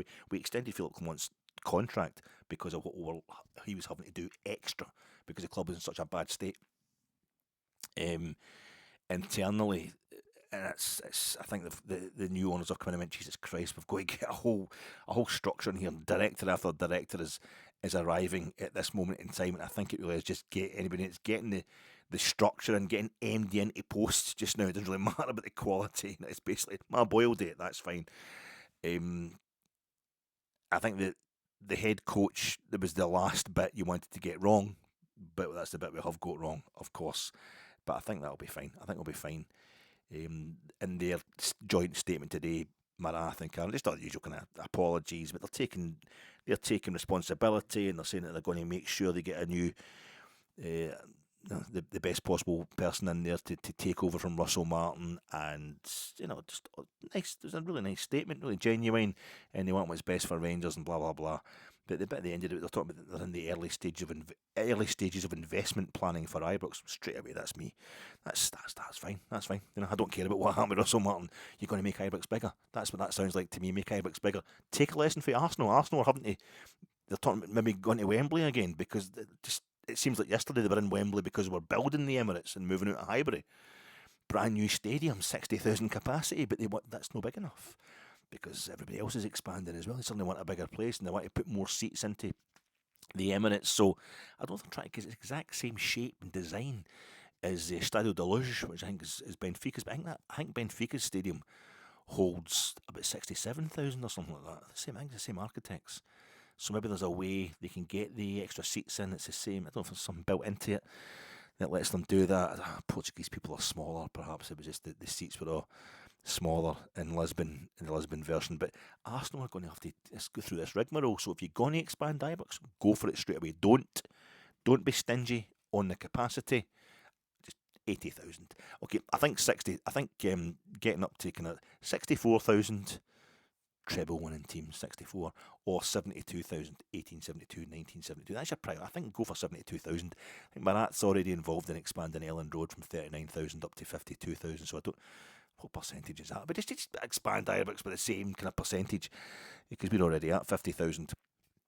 Get it right up there to to mid 60s, or I think 72,000. Really, you want to go for that. That's going to be fine. Everyone's fine, we just sell Auckland Howie and move back to the Albion. It's a paved car park now, Alec, and it's all the better. Knock some the toughness into them. There's this kind of thinking about just now which kind of upsets them. Like, we hate modern. And words like project and evolved. We just want to win. I think Russell Martin's politics, which he never spoke about until that last interview last Friday. He just said, everybody overreacts to everything today. That's just something that's happening in Britain, particularly right now. And it's true. He never specified anything, but I think we think he means the Tommy Robinson Brigade and reform and all that. And there's a bit of that kind of under the surface at Rangers. It always has been. We've hunted the National Front and all that before, so it's the same kind of thing. But that's maybe upset folk. But there's a general, I think, in the whole Overton window moving over to the right, so people aren't just conservative anymore. They're now reform, and it's awful. But I think there's this idea that anything that mentions the word progressive or project or all that, it's for a lot of people. Not everybody, obviously, the vast majority, quite kind of normal, I would say. But it's almost a kind of scaredness of, I don't want a project, I don't want any to develop, I just want to win. And Chris Boyd, it's like real life versus Chris Boyd, basically. And Boyd is a great goal scorer for Rangers and what have you. And I know he's just doing the bit on Sky. Doesn't he probably believe half of it himself? He's got to. It's the way Sky. It's their editorial values. But this whole thing of when Russell Martin has to end up going across the park at Falkirk and getting into his car, and then they're chasing the Union Bears are chasing his motor, trying to stop him getting into it. What they try to do? Just let him fucking leave. Is that not the idea? The bus, they're blocking the bus, the team bus. Nah, it's just, what are you even doing that for? If I don't want to judge it too harshly. And Sunday was saying, sometimes the young boys actually know better what we all want than we do. But if it was Chris Boyd, they asked Chris Boyd, what do you think about that? And you condemn that as well. David Weir was just like, that's no helping anybody. And they turned to Chris Boyd, and he's like, well, the fans are just sick of it. The fans are just, he eventually said, you can, tacked it on at the end. You can't condone that, but the emphasis was on, well, the fans are so outraged. It's like, if I keep saying the fans are outraged, we have to have some sort of material evidence of that. But Sky are filming it. Sky are putting out this attitude, this rabble-rousing, this kind of whipping folk into a frenzy. I know it's not them that are whipping it, it's because it's bad results. Russell Martin's a terrible coach and all that. We'll got rid of him. The crowds go down, they're no cheering the goals. The Bodo get the message. They've got the message. It's just, it's no working. But that was just, I remember laughing at the Celtic fans when they were hunting their bus. They'd won, like, the treble 4 consecutive seasons, and the first trophy they didn't win. They're chasing the team bus down the street and all that. It was pathetic. We aren't winning anything, but it's almost like kind of gone so far opposite that it adds up to the same thing. We need to try something. We need to try something to break this cycle of no winning anything. We've gave this guy a go. It hasn't worked. But hunting him like that and actually run, what are you even doing? He's been whipped into a frenzy, radicalised by TV. It's question time on politics, getting Farage on every 2 minutes, and it's this kind of nonsense. We're filming it as if, oh, this is really embarrassing, but we're quite happy it's happening. You know, this Russell Martin being forced to walk across the park. That's us. That's us that have done that. That's no anything to be proud of.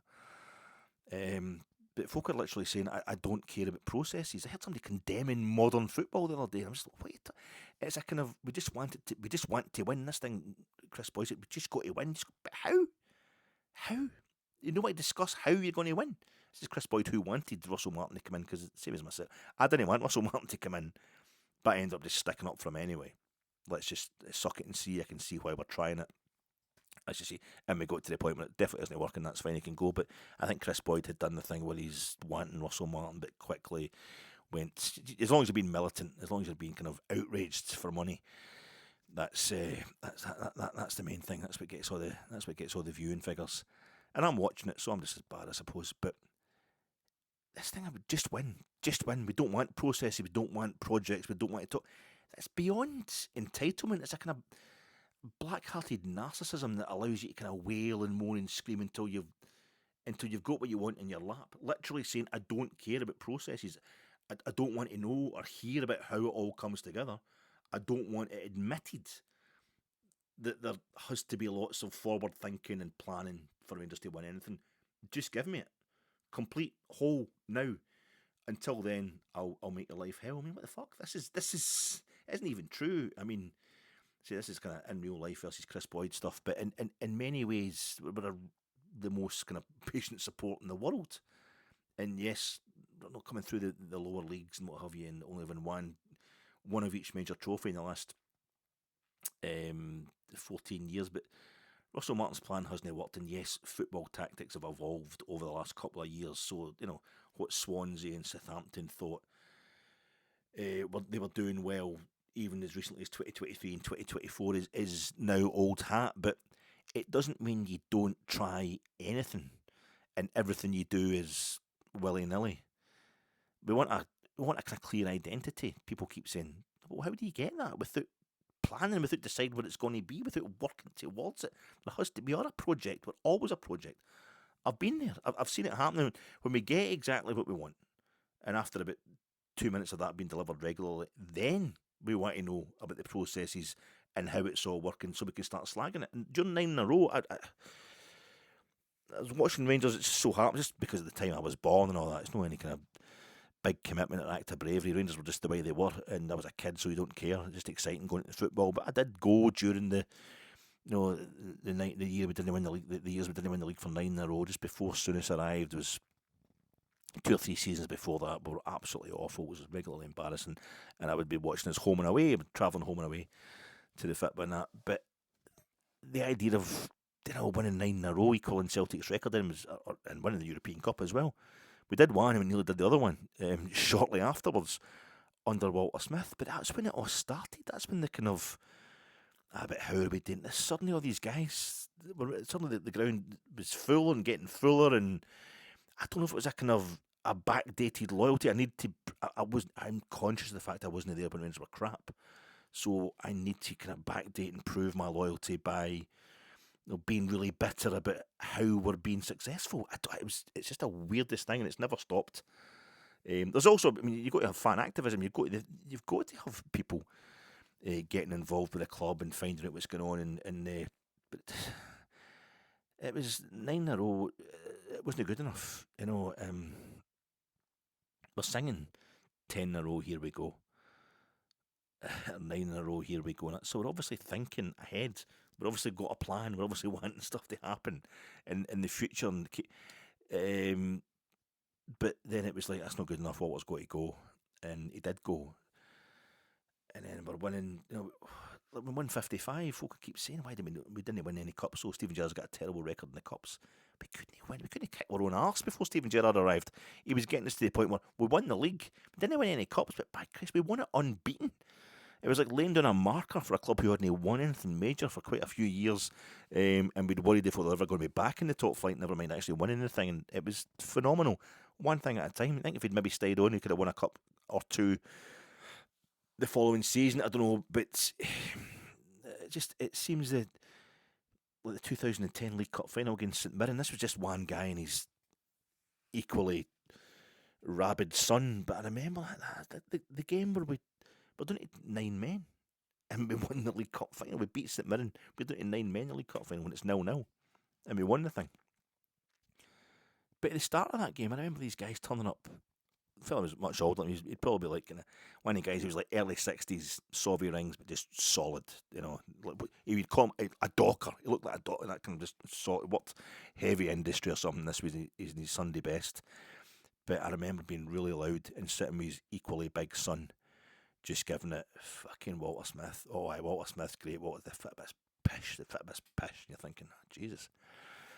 And then when we won the game, they just walked out. And it's not the 2009 Scottish Cup final. We beat Falkirk 1-0. That the goal that Falkirk scored on Sunday, very reminiscent of National Novo's winner that day. Guys, was it brought in Christian Daly? Walter brought in Christian Daly towards the end to play him up front because we were kind of struggling for players as usual. I remember the guy in front of me said, "What, Christian Daly? What the fuck? Just the tone, we're hanging on. We're just." We're winning the Scottish Cup final. What's he bringing on Christian Daly for? And I couldn't help myself. I don't really look for conflict that way. I usually like to keep my mouth shut, but I couldn't help myself. So Christian Daly's started off as a striker. He scored He scored a hat trick in his debut for Dundee United when he was 16 years old. And this guy's like, no, he's not 16 now, is he? I said, no, but we won the fucking league last week. We won the league 6 days ago. We'd won the league at Tannadice the previous... And this guy was just... I said, I don't believe this. The negative... And they were the same thing. I always remember he won the Scottish Cup, and I remember thinking maybe the guy's going to have a go or something, but he was leaving. Him and his pal were raging because didn't he stay for the Senate? Didn't he stay for Rangers lifting the Scottish Cup? Didn't he watch us going in the park with the cup? I was like, what the It's always been there, you know, it's not everybody, you know, but it's fan media, fan ownership. Maybe we're not going to get fan ownership at Rangers, but it feels like the fans are a kind of, these days, through fan media, etc., very much a kind of chief executive, in effect. I go to the Fitbit to get lost in the crowd, but I think a lot of other folk are going to, they don't care how small the crowd gets as long as they're the biggest noise in it. He says, doing a podcast for 2 hours, given his side of things. Aye, I think that's it, folks, innit? That's really all there is to say. I mean, we want sustenance, we want flavour, we want a healthy enough meal which is also properly enjoyable. That's the project, that's the diet, that's the way we can live long and prosper, because we're neither bored nor hungry. Russell Martin was supposed to be that option, that chef, if you like, but we threw all the garnish in there, we threw the relish, the tomatoes, a bit of cucumber, some sauces and spices, nice bit of salt, quality pepper and what have you, mustard, piccalilli, nice buns, you know, freshly made bread on the premises, and we shoved it in, even some of the air fat fryer chips, just to make it a bit tasty. And we bit into it, and it tasted of nothing. There was just nothing there. It tasted of nothing but disappointment. Now it's late. It's late in the start of the season. It's not too late to eat, but it's too late to put in that amount of prep. So Mickey D's it is, off to the double golden arch. We're going to have to go McDonald's. We're going to have to go fast foods. It'll be great at first. Don't complain though when it catches up with you. So that's it. Oh God, that's over 2 hours, folks, and it should be. If anything, if I'm going to do a 2-hour pod, and this is, please, we'll have to do a podcast when we get a new manager and a new head coach or whatever. But let's just, please, there's no drama now. We can get somebody who's just going to keep us ticking along on it. It's just like boringly successful from now until the end of the season, so I can make my podcast like 5 minutes long. Anyway, this one I'll have to keep you going. It's maybe up until the 18th of October, because I'm going away at the end of the week, and I'm not planning to come back until, I might even not make it back in time for the United game. But if it's going to be our new Gaffer is unveiled that day, then maybe I'll have to be. I will be at United. I should be at the United game. But so that might be the next podcast as a post-match reaction after that one. But I don't really care about Dundee United at Ibrox all the bollocks being spoken about a new manager. I just need a rest, a wee while to kind of emotionally process the Russell Martin mistake. I need to lie down, or just a bit of time in an environment in which nothing's taken too seriously, and I'm a lot less invested. It's nice and quiet. So I think I'll go to the Scotland game on Thursday night. Oh, Steve Clarke, that's a shout. He's doing really well just now, isn't he? As well, Steve Clarke. The head coach is dead. Long live the manager.